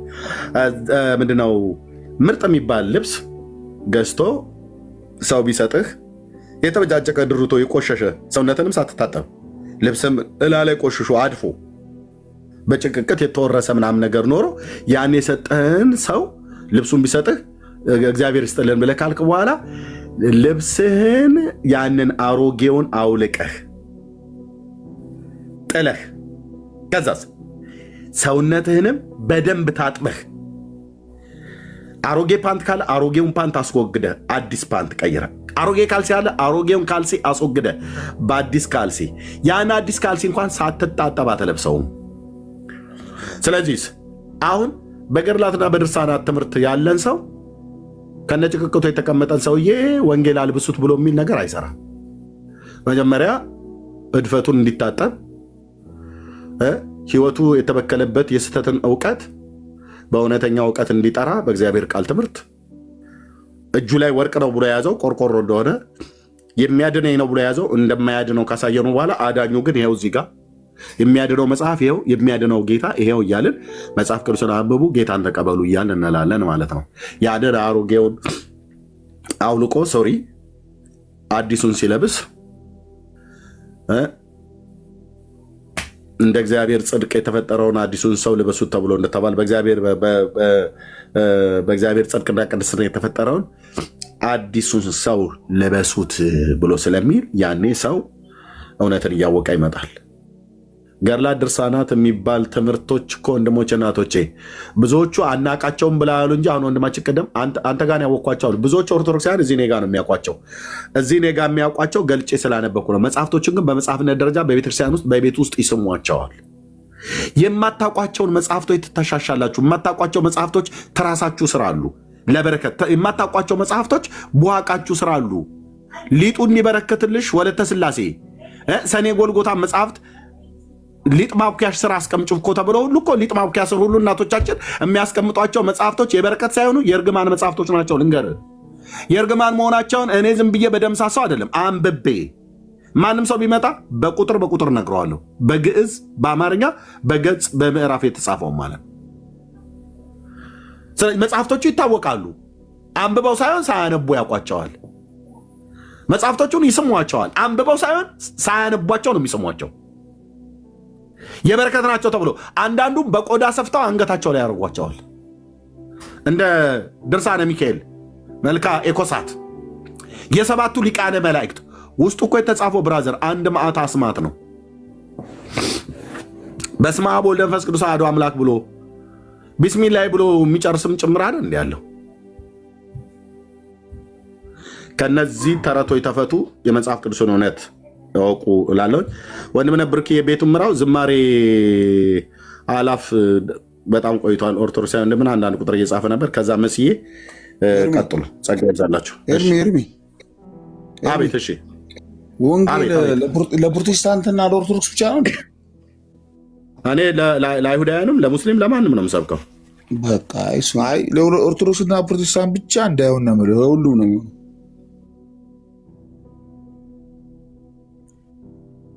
ይህን ቤት እስላሞቹም አይሁዳውያኑም ኦርቶዶክሳውያኑም ካቶሊካውያኑም የኔውም ራሱ ወገኔ ጴንጤውም ማናቸውም ይሰማሉ። ወንጌል የእግዚአብሔር ልጅ ኢየሱስ ክርስቶስ ለትውልድ ሁሉ ነው። ስለዚህ እኔ አሁን በዚህ አገልግሎት ውስጥ ከእስልምና ሃይማኖት ጌታን የተቀበሉ በጣም ብዙዎች ናቸው። በእነዚህ ሁሉ ዓመታት ከአይሁድ ሃይማኖት ጌታን የተቀበሉ በጣም ብዙዎች ናቸው። በጣም ብዙ እዚሁ እንኳን አሉ የአይሁዳውያን ከታች እየጻፉ ማለት ነው። እንደምጠይቀህ ነገር አለ። የግዴታ ፕሮቴስታንት ካልገባ አድንም ማለት ነው?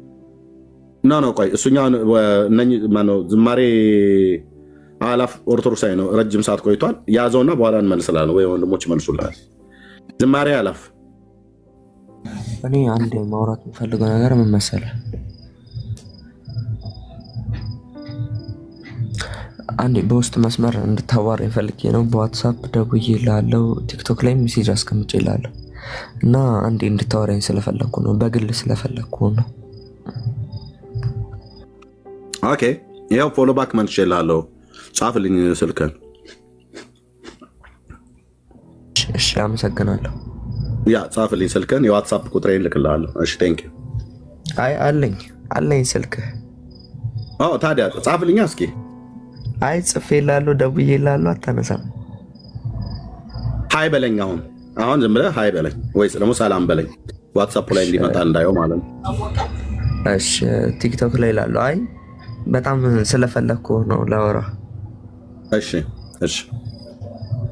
ቴንክ ዩ።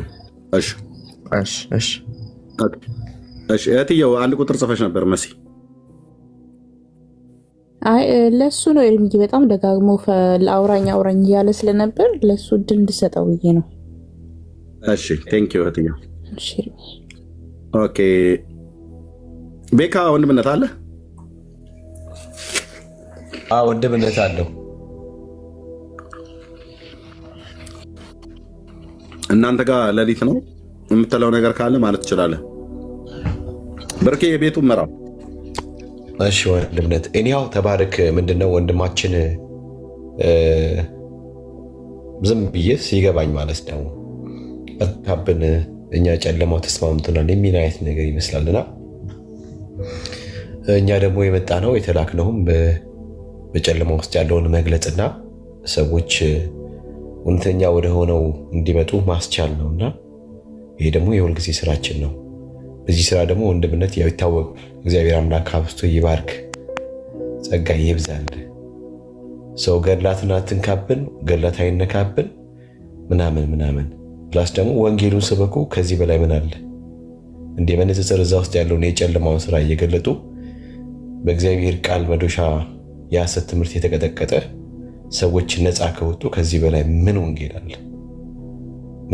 እና እንዴት ነው እኔ አንዳንድ ጊዜ ግርም ነው የሚለኝ እንደዚህ ወንጌል ስበኩ እንዴት መሰላችሁ? ወንጌል ስበኩ እንዴት መሰላችሁ? ወንጌል ስበኩ ምናምን የሚሉት ነገር ማለት ነው። እንዴ ብሩክ ወንጌል ስበክ ከዛ ደግሞ ወንጌል ስበክ ኧረ አትንካው ገድሉን አትንካው ብሩክ ወንጌል ስበክ ኧረ ገድሉ በደንብ ነው የሚነካው። ህዝቡን እኮ ሰቅዞ ያዘ። ህዝቡ ወደ ነፍሱ እረኛ እንዳይመጣ የከለከለው ምን ሆነና? እነኚህ ገድላት ድርሳናት ታምራት የሚባሉት ጉድ አይደል እንዴ? እነሱን እያመጣን በእግዚአብሔር ቃል የሰውን ሐሳብ እያፈረስን ሰዎችን ለክርስቶስ እንማርካለን። አለቀ። እንደውም ወንድምነት ዶዙን ከፍ ታደርገዋለህ ማለት ነው። ቡርኬም ዶዙን ከፍ፣ ሁላችንም ዶዙን ከፍ አድርገን እንመጣለን። እንደው ባለፈው ዓመታቶች ምናምን ነገር በገራዴ ከተሰራው ይልቅ አሁን በ7 እጥፍ ማሳደግ ነው። በ7 እጥፍ አሳድጎ በኃይል ተደራጅቶ መምጣት። ከዚያ ወንድምነት ድሮ እንደምታደርገው በንጽጽር ቁጭ አድርገህ ገሩን እያነበብክ ማፍረስ፣ በእግዚአብሔር ቃል ማፍረስ። ልክ ሲፈርስ በዚህ በገድላትና በታምራት በድርሳናት የታሰረው ህዝብ ይፈታል፣ ከዚያ እስራት ይወጣል። እንዴ እና ወንጌል ስበኩ።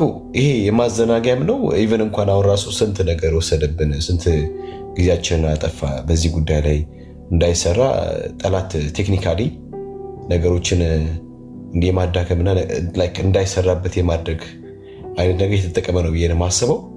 ሌላ ጊዜ እንደዚህ አይነት ሀሳብና ሳይት የሚሰጡትን ታች እናወርዳቸዋለን። አያስፈልጉም፣ ስለማያስፈልጉ ማለት ታች ይወርዳሉ። ከዛ ሚዩት ተደርጎ ቁጭ ብሎ ይሰማሉ። እኛ ወደ ወንጌላችን እንቀጥላለን ማለት ነው። አሁን በዚህ ጉዳይ ላይ ሀሳብ አሳይት እየሰጠ ምናምን ነገር መሰራት ያለበትን ነገር እንዳንሰራ ከለከለና ሰው ይቀጠላል። በውስጥ መጥቶ እንዴ ምስል ኤርሚ ወንጌል ነው እየሰበከ ያለው፣ ወንጀል አይደለም። በውስጥ በሩኬ እንዴ መተ ወንጌል ስበክ፣ ወንጀል አይደለም፣ ወንጌል ነው እየሰበከ ያለውና ከአሁን በኋላ እንደዚህ ምንም ሀሳብ አስተያየት ምናምን ነገር የማብራራትም የማስረዳትም ግዴታ የለብንም። እኛ ያለን ወንድሞች ያላቸው ግዴታ ምንድን ነው? ገድላትን እያመጡ የእነሱን የሐሰት ትምህርት እውነተኛ በሆነው በእግዚአብሔር ትምህርት ማፍረስ፣ እውነተኛ በሆነው በክርስቶስ ትምህርት ማፍረስ። አቤት ሲፈርስ ደስ ሲል፣ እኔ ጌታን ደስ ነው የሚለኝ እንዲህ በቃሉ መዶሻ ስብርብርብርብር አድርገህ ስትጥላቸው። ሰይ ጌታ ይባረክ። አምጥቶ ምናምን ነገር ሐሰት ሲገለጥ፣ በእግዚአብሔር እውነት ሲመታ፣ ከመንገዱ ሲወገድ፣ አቤት አቤት አቤት አቤት። እኔ እኮ ጌታ ምስክሬ አንጀቴ ነው በቃ አንጀቴ ቅቤ የጠጣ ያህል ነው የሚረካው። በነገራችን ላይ ወንድምነት ልከፍተው ምናምን ነገር እንዲገልብጠው በእግዚአብሔር ቃል በቃ እንዲስትመጣው ምናምን ነገር አቤት አቤት። በመላጣዬ በኩል ወደ ስር እንደዚህ ዘልቆ የሚገባ ውዳ ነው ይመስለኝ። ጌታን ነው የምላችሁ። በቃ ቀዝቀዝ ነው የሚለው ውስጤ እና ገድል፣ ድርሳናት፣ ታምራት ምናምን የሚባል ነገር መቼም ነው የማይቆሙ። መቼም ነው የማይቆሙ። በከፈትንበት ቅጥር ሁሉ እያመጣን እንቀጠቅጣለን። ወንጌል ሰበኩ በሚል በሆነ ስውት በሚመስል መንገድ እየተመጣ የሚሰጠውን ሀሳብ አንቀበል። ማምሶሪ ወንድምነት ካሁን በኋላ ብሩኬም ኤርሚዬም ሁላችንም እዚህ እንደዚህ ሀሳብ ሲሰጥ ታች አወርዶ ከሌላ ሰው ጋር ሀሳቡ መቀጠሉ የተሻለ ነው ብዬ አስባለሁ እና እንዳንሸወድ። ጥሩ ነው ወንድምነት። አንዳንዴም ጥሩ ነው እንደዚህ የሚናገሩ ሰዎች መኖራቸውን እኔ አይከፋም። ምክንያቱም ወንድምነት ስለ መግፋቱ ምናምን ሳይሆን እኔ እያልኩ ያለሁት ነገር አንዳንድ ጊዜ አናውቀውም፣ እንዳይወራ አውቀው ጊዜ የመብላት ነገር ችግር የለም። አሁን ከዚህ በላይ አንሄድበትም። አሁን ግን ለተነሳው በቀን ልብ ጠየቀ ብለን እኛ በቀን ልብ ነው የጠየቁት ብላለ ወንድማችን ጥበቡ። ኦኬ በቀን ልብ ነው የጠየቀው እሱ። በቀን ልብ እንኳን ባይጠይቅ እኛ በቀን ልብ ለተጠየቀው ጥያቄ ተገቢውን መልስ መስጠት አለብን። ዛሬ ለተጠየቅነው ጥያቄ ዛሬ የሰማን ሰው ነው እዚህ ያለው። ዛሬ ደግሞ ያልሰማ በሌላ ቀን ደግሞ ሌላ ሰው መጥቶ ቢጠይቅ ምንም ችግር የለም። 3 እና 4 ወይ 5 እና 10 ደቂቃ ወስዶ መመለስ በጣም ችግር የለውም። ዋና ምንድነው የሰው ስርዓትን ትምህርት ኢየሱስ ክርስቶስ ተቃውሞታል ወይ? አዎ። የብሉይ ኪዳን ነቢያትስ ተቃውሞታል ወይ? አዎ። አባቶቻችን ለካ እንደዚህ ሲያደርጉ ነበር ማለት ነው። ሐዋርያቱ ተቃውሞታል ወይ? አዎ። እኔ የማውቀው ኢየሱስ ክርስቶስ የማውቃቸው የብሉይ ኪዳን ቅዱሳት ነቢያት፣ የማውቃቸው የአዲስ ኪዳን ቅዱሳት ሐዋርያት የሰው ስርዓትን ትምህርት ተቃውመዋል። የሰው ስርዓት ትምህርት ማለት ነው። ስትፈልገው ምንጩ ከእግዚአብሔር አይደለ። በኦርቶዶክስ ቢገኝ በአይሁድ ሃይማኖት ቢገኝ እየተናገርኩ ነው ያለሁት። በራሴ ቤት እኔ ጴንጤ ያደለው በራሴ ቤት ቢገኝ እየተናገርኩ ነው ያለሁት። በምንም አይነት መልኩ አንቀበልም የሰው ስርዓትን ትምህርት። ምንጩ የእግዚአብሔር ቃል ያልሆንን ትምህርት በፍጹም። ለዚህ ነው በደንብ ረገጥ አድርጌ የምናገረው። ሉተር እንኳን ራሱ አለ ከብሎ የተባለው እንደ እግዚአብሔር ቃል ያልሆነውን ትምህርት አንቀበልም። የትኛው ፕሮቴስታንት ነው መጥቶ ተቀበል ብሎ ሊያስገድደን የሚችል? እውነቴን ብዬ የምልህ ዳር ያዝ ነው መባል ያለበት። አንቀበልም። አይ ሉተር እኮ ነው ሉተር መስራቻችሁ ብሎ ቢል ሉተር ሪፎርሜሽን የኔ መስራች አይደለም። የክርስቶስ ቤተክርስቲያን መስራቿ ክርስቶስ ነው። ሉተር ምንድነው? ሪፎርሜሽን አባት ነው። የተሃድሶ አባቶች ውስጥ ካለው አንዱ ሰው ነው። አለቀ። ሪፎርምድ ነው። ሪፎርም ነው ያደረገው። የክርስቶስ ቤተክርስቲያን ወደ ወንጌል ትምህርት ትመለስ ብሎ የሮም ካቶሊክን ቤተክርስቲያን እግዚአብሔር ተሃድሶ ሲያመጣ በዚህ ሰውና በሌሎች ወንድሞች በሌሎች አባቶች በኩል አምጥቷል። ፋክት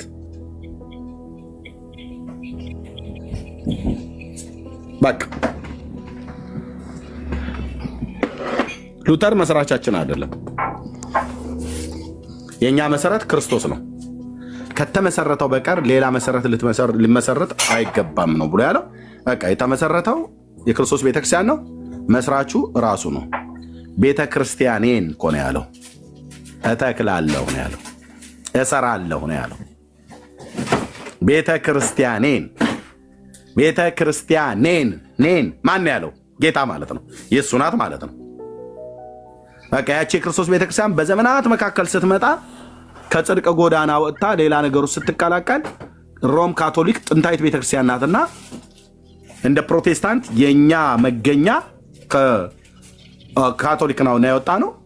ካቶሊክን የክርስቶስ ቤተክርስቲያን አይደለችም ብሎ የሚል አንድ ሰው የለም። አንድ ካለም በጥላቻነት የታወረ ነው።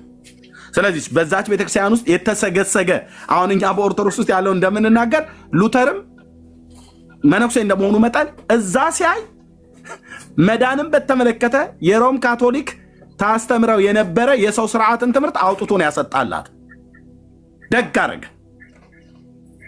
እንዲህ ነው እንጂ አገልጋይ ደግ አረገ። በእውነት ለሉተር ቆሜ ከማጨብጭብለት ነገር አንዱ ይሄ ነው።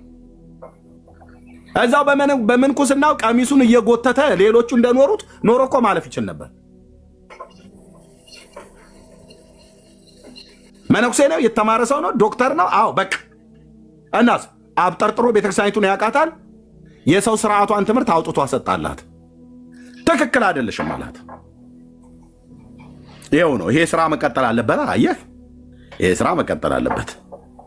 ከዛስ ውጪ ሌላ ትምህርት አምጥቶ የሰው ስርዓት የሆነ ከሰው ስርዓት ትምህርት ውጪ የወጣን ከመጽሐፍ ቅዱስ ውጪ የወጣን ትምህርት አምጥቶ ሉተር ነው ያለው ብሎ ስላለ አይ አንቀበልም፣ ይቅርታ አንቀበልም። እኛ አባቶችን ስንቀበል ከዚህ በፊት አንድ አርእስት አድርጌ የተናገርንበት አለ።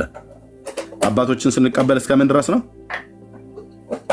እስከምን ድረስ ነው? እንደዚህ ብሎ የሚል አርእስት አለ። የእምነት አባቶችን የምንቀበለው እስከምን ድረስ ነው? አስተምሮታቸው መጽሐፍ ቅዱሳዊ እስከሆነ ድረስ ነው የምንቀበለው። በእነዚህ ውስጥ እነ ሉተር ሁሉ አሉበት። ዝዊንግሊን በለው ጆን ካልቪን በለው ሪፎርሜሽን አባቶች በሙሉ አሉበት። ከነሱ በፊትም የነበሩ አሁንም ያሉ እንኳን የእምነት አባቶች ብለን የምንጠራቸው ያሉ እስከምን ድረስ ነው የምንቀበላቸው? ብራዘርዬ አባቶች እንዲህ አሉና አባቶች እንደዚህ ብለው አባቶች እነዛ እስከምን ድረስ በምን መሰረትነት ላይ እስከተናገሩ ድረስ ነው የምንቀበላቸው? የእምነት አባቶችን እንደ እግዚአብሔር ቃል ከተናገረ ብቻ ነው የምንቀበለው። ካልሆነስ ይቅርታ አድርግልኝ፣ እኔ የሥላሴ ባሪያ አታስገድደኝም አልኩ። ዳር አስይዝልሃለሁ። ኤርምያስ የነበሩበት ዘመን ብለህ እሱ የነበረበትን ዘመን እኔ ከነበርኩበት በስንት ሺህ ዓመት እንደሚርቅ አድርገህ በዛ እውነት ልታደርገው አትችልም። ያ ሰውዬ የዛሬ 1900 ዓመት ላይ የነበረ አንድ ጢማም ሰውዬ የቤተክርስቲያን አባት የነበረ እሱ እዛ የዛሬ 1900 ዓመት ላይ ሐዋርያቱ ከሞቱ በኋላ እነሱ ከሞቱ ከ100 ዓመት በኋላ የተነሳ ሰውዬ እዛ የሆነ ውሸት ቢዋሽ እኔ በ21ኛው መቶ ክፍለ ዘመን ላይ ሆኜ ያ ሰውዬ የተናገረው እንደ እግዚአብሔር ቃል መዝኜ ትክክል አይደለም ብሎ የማለት ራይት አለኝ እንጂ አንተ ማን ነው መዛኛ ያደረገ? የነበረበት ዕድሜ ብላ አትበለኝ። እንደ ሰይጣን ለምን የትየለሌ አይሆንም? ዕድሜው ይመዘናል። በምን? በመጽሐፍ ቅዱስ አለቀ። ምንም ልረዳ አልችልም። አለቀ።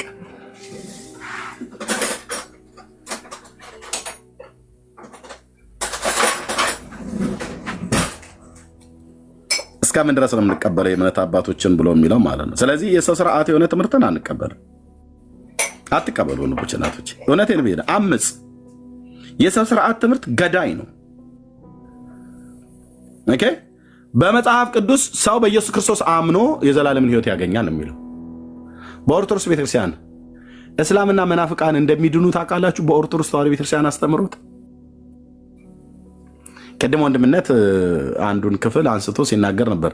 ድርሳነ መድኃኔዓለም ወገድለ መባዓ ጽዮን ላይ ያላመነ ያልተጠመቀ አይደለ የተጠመቀ ክርስቲያን ይቅርና ይላል። ማለት ያልተጠመቀ ክርስቲያን ይቅርና ያላመነ አረማዊ እንኳን ቢሆን ስለ መድኃኔዓለም መታሰቢያ ዝክር አሻሮ ሲቆላ ወጡ ሲወጠወጥ አሻሮ በሚቆላ ሰዓት ላይ የሚወጣው ጢስ እና ያን ጢስ እያራገቡ መላእክት በአራቱም የምድር ማዕዘናት እንዲናኝ ሲያደርግ ያ ጭስ የነካው አረማዊ ሰውም ቢሆን እንኳን ይድናል አለች። ማን ያለችው? ኦርቶዶክስ። ስለዚህ መዳን በክርስቶስ ኢየሱስ በማመን ብቻ አይደለም ማለት ነው። በኦርቶዶክስ ጢስም ነክቶ ትድናለህ። ይሄ የተጻፈ ነው በደንብ።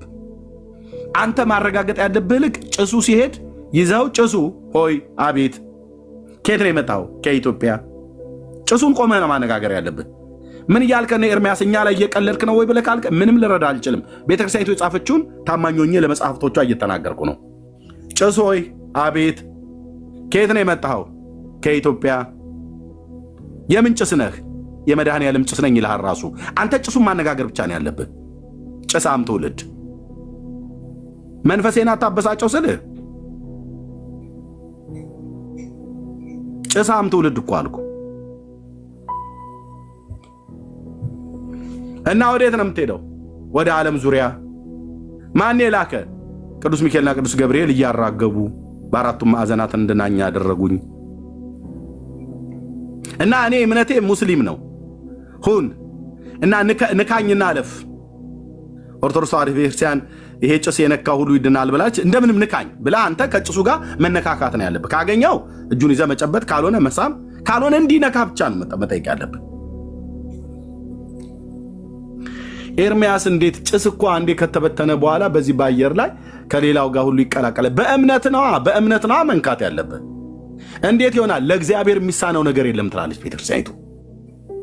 እኔ እኮ ቤተክርስቲያኒቱ ልሳን እኮ ነው የምናገረው። እና ከጭስ ጋር ተነካክታ መኖር ብቻ ነው።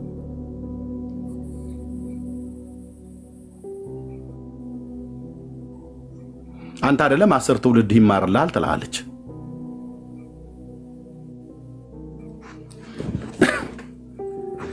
ጭስ ነክቶህ ኢየሱስን ሳታምነው ትድናለህ ብላ የምትል ቤተክርስቲያን ወንጌል ታዲያ ቤት በኩል ቅድም ወንድምነት ያለው አይነት ማለት ነው። ብሩክዬ ያለው አንድ ማዕት ቆሻሻ ልብስ ለብሶ አዲስ ልብስ ምስተው በላው ላይ ሳይታጠብና ሳያወልቅ አሮጌውን ሳያወልቅ እድፈቱን ሳይታጠብ የኃጢአት ጭቅቅቱን ሳያስለቅቅ አዲስ ልብስ እንሰጠዋለን? እንዴ አንሰጠውም። በመጀመሪያ አሮጌውን አውልቅ ነው። መለመላውን እናቆመዋለን። እርቃኑን ሆነው ይቆማል ማለት በቃ ያለ ክርስቶስ የሞተ መሆኑን ስናሳየው እርቃኑን መሆኑን ያያል ማለት ነው። ያልለበሰ መሆኑን ያያል ማለት ነው።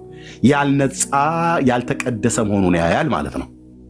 ከዛስ ቀዳሹ እዚህ አለ ብለን እናሳየዋለን። ኢየሱስን ራቁቱን መሆኑ ሲያምን ና ልበስ፣ የጽድቅ ሸማችን ኢየሱስ እዚህ አለ ብለን እንለዋለን። ባዶ ሆዱን ሆዶ እንደጠገበ በዚህ በገድላትና በድርሳናት የተጠቀጠቀ ሆዱን በመጀመሪያ ቮሚት አድርጎ እንዲያወጣ እንነግረዋለን። ውልቅ አድርጎ ያወጣል። ከዛስ ይሄው እውነተኛ እንጀራው ናና ክርስቶስን በእምነት በላ እንለዋለን።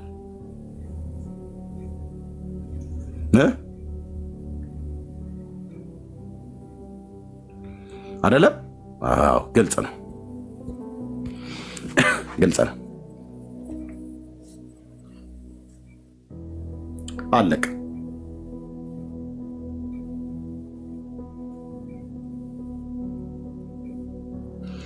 እስላምና መናፍቃን ይድናሉ ብላለች ኦርቶዶክስ።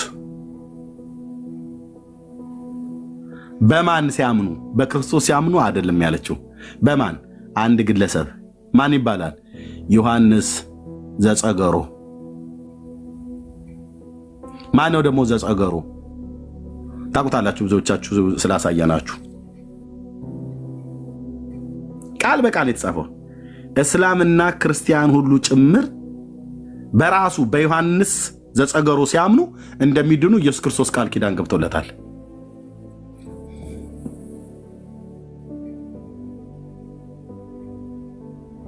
በኢየሱስ ያመነ አይደለም የሚድነው፣ በጸገሮ ያመነ ይድናል ብላ ማለት ነው። እስላምም ይሁን መናፍቃን ብለው የሚጠሯቸው እነማን እንደሆነ ታውቃላችሁ። ስለዚህ ተስፋለን ማለት ነው እንደ ኦርቶዶክስ።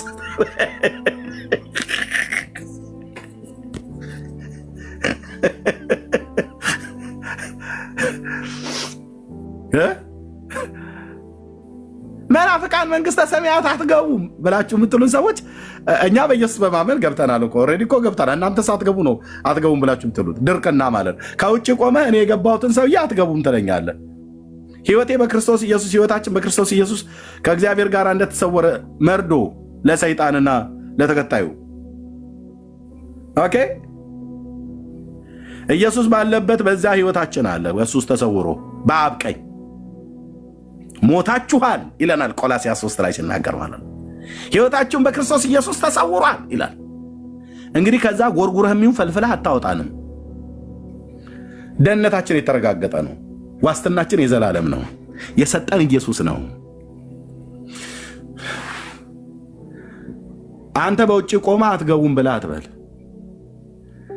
ዋናው መጽሐፍ ቅዱስ የሚያስተምረን እንደዚህ ነው። በመጽሐፍ ቅዱስ እንኳን አይሆንም ብለህ ካልክ በራስ መጽሐፍት ላይ ስንፈልግ እስላምና መናፍቃንም ቢሆኑ ይድናሉ ይላል።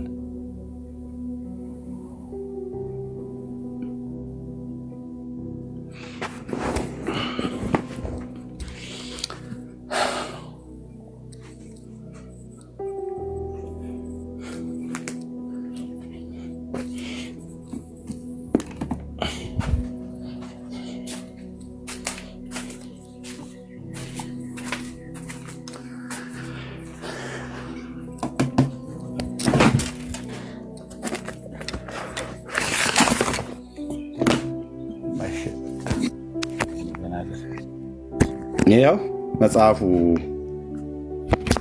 ወገኖች፣ እያንዳንዱን ኦርቶዶክሳውያን ጠይቋቸው። ይኸው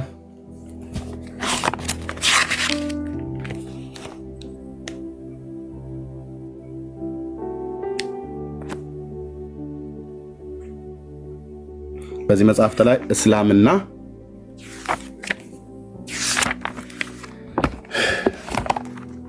መናፍቃንም ቢሆኑ ይድናሉ ይላል።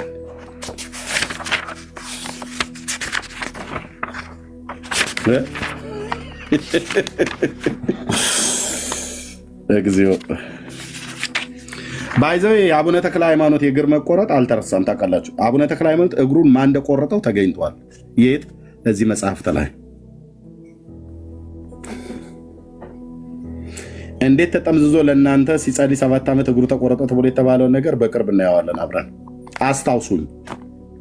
ተክልሻ እግሩ እንዴት እንደተቆረጠ ቆራጩ ማን እንደሆነ እግሩን የቆረጠው ሰውዬ እንዴት አድርገው ቆርጠው አሰቃቂ ሞት እንደገደሉት እዚህ መጽሐፍ ላይ ተከትቦልሃል። የእኔ ስራ ማንበብ ብቻ ነው። ከዛ ጥርስ ከምላሱ እያወጣን ስህተትን ዘክዝኮ ማሳየት እውነትን አድምቆ መስበክ ነው። ይሄው ነው። ዶሮ ማታ እየተባለ አይጨፈርልህም። ይህንን ስህተት ገልጫ ያሳያለሁ። የጽድቅን ቃል በደንብ እንነግርሃለን። በቃ 18 ጊዜ ለምን ሽንት ቤት አያመላልስም? እንደ ኮሶ ትል የተጣባውን ይህን ተረት ውልቅ አድርጎ ነቅሎ ያወጣልሃል ማለት ነው። በዚህ ይህንን ተረት እንነግርህና በኤፌሶን፣ በገላትያ፣ በቆሮንቶስ ብለን ነቅለን ከውስጥ እናወጣዋለን ማለት ነው። ከዛ ልል ብለህ ለመድኃኔዓለም ህይወትን ትሰጣለህ፣ ትድናለህ። ይኸው ነው ከኑማ ብራዘር የተክልሻ እግር ቆራጭ እዚህ ተገኝቶልሃል። ከመሰለ የሚጀምር ቆይ እኔ በራሴ ያነባዋለሽ። ተአምሩ ላይ ተገኝቶልሃል ብራዘር። አቡነ ተክለ ሃይማኖት በማግሩ እንደተቆረጠ። እሺ ምን አለው?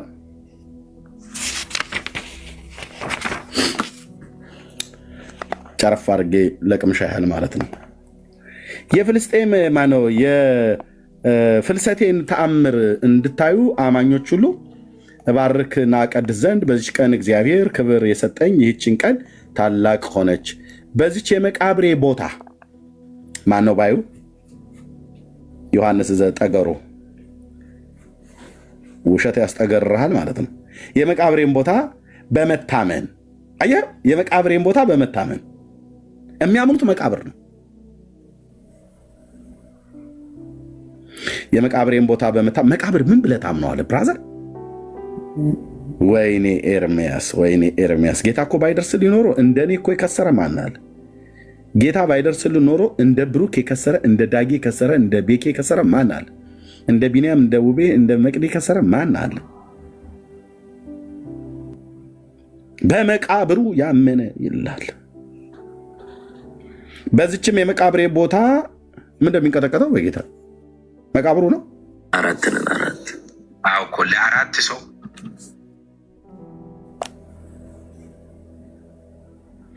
እኔ ይዤዋለሁ፣ ግን ሼክ ያደርጋል እጄ፣ ሞባይሌ በፍጹም አይንቀሳቀስም። እንደዛ ይታያቸዋል ወገኖች እኮ። እኔም ግራ ገብቶኝ እኮ ነው ወንድምነት። አዎ ሼክ ያደርጋል እና እኔ ራሴ ምንድን ነው እያልኩ ነው። ችግር የለም ኤርሚ። የመጽሐፉ ታምር ሊሰራ ነው። ኦርቶዶክስ መጽሐፍ አሳተመችው ወይ ዝም ብሎ ታተሞ ቢሆንስ? በምን እርግጠኛ ነው? የራሷ ቤተክርስቲያን ሆነች ያሳተመችው። አሳያለሁ። የራሷ አዎ መሰለህ ኤርሚዬ፣ ዘመናት ሁሉ ብዙ ከብዙ ዓመት በፊት ስለነበረ ድንገት እኮ ሰው ይሳሳታል። ሴጣንም እኮ አይተኛም። ይሄን ታውቃለህ። ላይሆንም እኮ ይችላል ብለህ ማመንም አለብህ። እና መጽሐፉ ነው። እኔ ገንዘብ አውጥቼ የገዛሁትኝ በትክክል ከእውነተኛ መረጃ ከእውነተኛ ምንጭ ነው የገዛሁት። መጽሐፉ የታተመ የኦርቶዶክስ ተብሎ?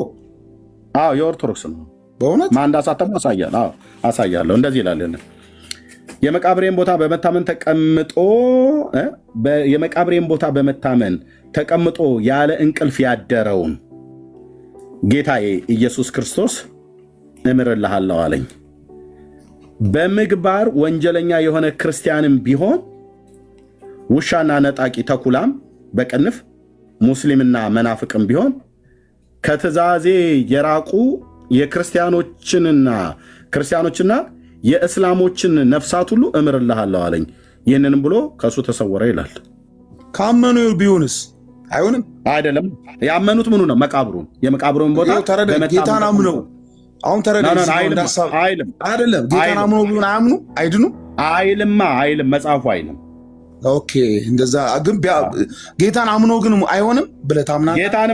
ጌታን የማያመነ ማንም ይሁን ማንም ይድናል በጌታ በኢየሱስ ክርስቶስ ያመነ። ግን አንድ ደግሞ የምጠይቅህ ነገር አለ። ይሄ ግን ብሎ የሚለው ምንድን ነው? የመቃብሬን ቦታ በመታመን ይላል። ልክ ነህ። ግን አሁን ይህም ነገር ልንገርህ፣ አሁን በኦርቶዶክስም በፕሮቴስታንትም ላይቭ ሆናቸው ከዲያቆን ዘማርያም ዘላለም ጋር ለምን አትወያዩ?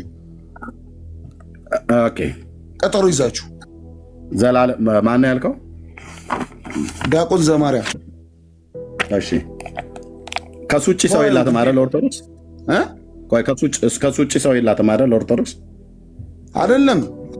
እስቲ ምልህ መጽሐፉን እሱ እንዳንተም ያነባል ብዬ ነው የጠየቅኩ። መልስ ነኝ። ከሱ ውጭ ሌላ ሰው የላትም አይደል ኦርቶዶክስ? እንዴት አይላትም? ሞልቷል እንጂ ከሞላት በዲያቆን ስዩም ብዙ ጊዜ ስለጠየቀህ ስላየው ነው። እንደማመጥ አይ ሲጠይቅ ስለማይኩ ሁሌ እንደማመጥ እኮ አልኩ። እንደማመጥ ብራዘር፣ እኔ 10 ዓመት ሙሉ ስጠይቃቸው የት ነበሩ? ኦኬ አየህ። እሺ በዲያቆን ስዩምና በዲያቆን ዘማርያም መካከል ምንድነው ያለው ልዩነት? አይ ከሱ ጋር ለምን ደበረ? ግልጽ አድርግስ።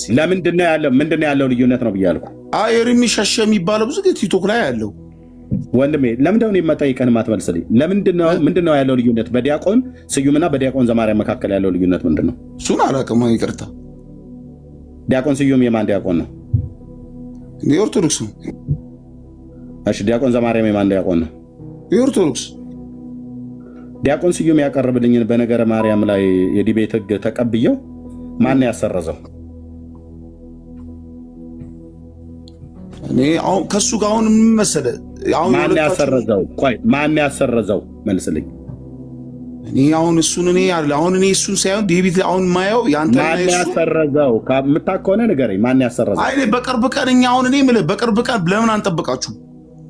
አድመጠኝ። ማን ያሰረዘው? ለምን የጠይቁን አትመልስልኝም? እኔ ያሰረዘው ነው ያላቀም አታውቅም። ዘማርያም ዘለቀን ያሰረዘው አድመጠኝ። እሺ ዘማርያም ዘለቀን ያሰረዘው ኦኬ። በቀሲስ ዲበኩሉና በቀሲስ ዲበኩሉ ምንድነው? ቄስ ነው አይደል? ዲያቆን ዘማርያም ደግሞ የኦርቶዶክስ ቤተክርስቲያን ዲያቆን ነው አይደል? ዲያቆን። ከቄሱና ከዲያቆኑ ማን ይበልጣል? ቄሱ ነው እንጂ ይበልጣል እሱ። ለቀሲስ ዲበኩሉ ያቀረብኩለትን የቃል ኪዳኑ ታቦት የዲቤት ጥሪን ማን ነው ያሰረዘው? እኔ እኮ አላውቅም እኮ አልኩህ እሱን። እኔ አሁን በቅርብ ቀን ይሄን ያየሁት አታውቅም። ቆይ ልንገርህ ታዲያ አታውቅም። ስማኝ፣ አሁን ዘማርያም ዘለቀን ያሰረዘው ቀሲስ ዲበኩሉን ለምን አንጠብቃችሁም? እኛ እሺ ለእውቀት አይደለ? ከሚስቱ ጋር ይከራከር፣ ጓዳ ውስጥ ማለት ነው። እሱ ከሚስቱ ጋር ይከራከር፣ ከሚስቱ ጋር ይከራከር። እኔ እየጠየኩህ ያለሁትን የማትመልስ ከሆነ ሄድና ዘማርያም ዘለቀን ከሚስት ጋር ዲቤት ግጠም በለው፣ እቤት ውስጥ ማለት ነው።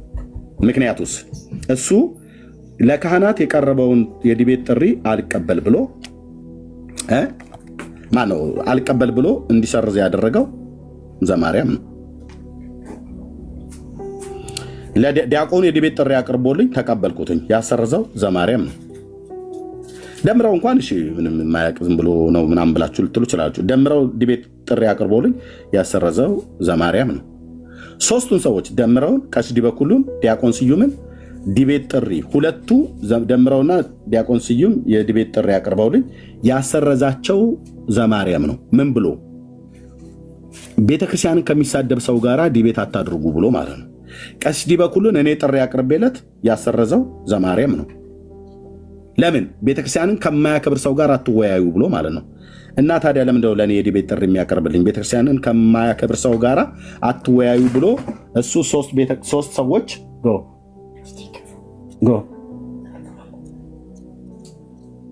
ምንድን ነው የፈለግከው?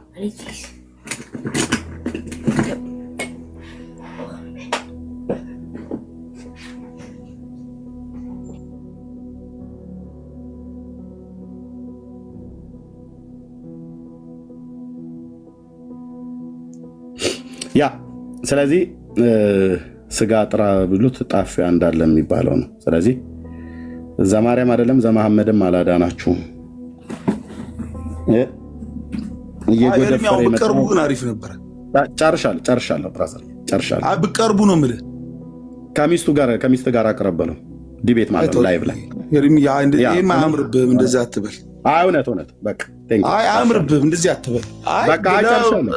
ለእውቀት እኮ ነው። ጨርሻለሁ። ከሚስት ጋር ዲቤት አድርግ በለው ይውጣና እሱ እንደዛ ያርግ። ይሄንን ነጠላ ለባሽ ምንድን ነው ያለው? ማነው? ጸበል ቀጂና ድምፅ ቀጂ ነው ያለው። ትዜ እንዴ ከጸበል ቀጂና እንደው እኔ አሁን ከዲያቆን ጋር እንኳን ተብሎ ቢባል ከፈለገ ጋር ዲያቆን አደረኩ። አሁን እኔ ከካህናት ጋር ነው ፈልገው፣ ከዛ ከመነኩሴ ጋር፣ ከዛ እንደዚህ ከፍ እያልን ማለት ነው። እንዴ ሁሉ ቀን ከዲያቆን ጋር ትላፋለህ እንዴ? አይቻልም። ከቄስ ጋር አሁን ቄስ የሆነ የዲቤት ጥሪ ይጥራኝ። ቄስ የሆነ እኔ በመጀመሪያ ለዲበኩሉ ያቀረብኩትን እሱን ከተቀበሉ ማለት ነው። ከዛ ቀጥለው እነሱ የዲቤት ጥሪ ያቀርባሉ። ቄስ የሆነ እኔን ደግሞ አታታልለኝም። ቄስና ቄስ ያልሆነው ለይቼ አውቃለሁ። እና ቴንኪው ኦኬ። ስለዚህ ምንድነው ብሎ የሚለው ይሄው የእስላሞችን ነፍስ ሁሉ ጭምር ይድናል። መናፍቃን ቢሆኑ ያው ሙስሊምና መናፍቃን ቢሆን ከትእዛዜ የራቁ የክርስቲያኖችና የእስላሞች ነፍስ ሁሉ እምርልሃለሁ አለኝ ይላል። ስለዚህ ሰው በኦርቶዶክስ ሃይማኖት እስላምና መናፍቅንም ቢሆን ይድናል። አዎ ማን አምኖ? ልብ በሉ የዮሐንስ ዘጸገሮን መቃብር ብቻ ነው ማመን ያለብህ። የመቃብሬን ቦታ በመታመን ተቀምጦ ያለ እንቅልፍ ያደረውን ይላል። አለቀ። እና ተባረኩ። ወንድምነት ቀጥሉ። ብርኬ ያለ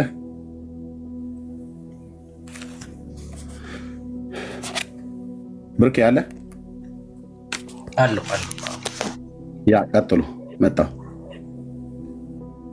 እሺ ምናልባት ገስት ላይ ካላችሁት ሀሳብ ማንሳት የምትፈልጉት ነገር ካለ ለእናንተ ቅድሚያ እንስጥና ከዛ ኦርቶዶክሳውያን እንዲገቡ ጥሪ እናድርግ። ገስት ላይ ካላችሁት መካከል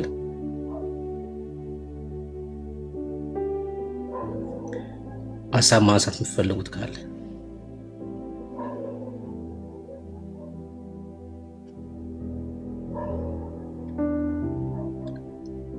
እሺ። ኦርቶዶክሳውያን ገስት ቁጥር ጻፉ፣ እናስገባችኋለን። ቁጥር ጻፉ፣ እናስገባችኋለን። ጥበቡማ በቃ ጨረስክ እኮ ጨረስክ።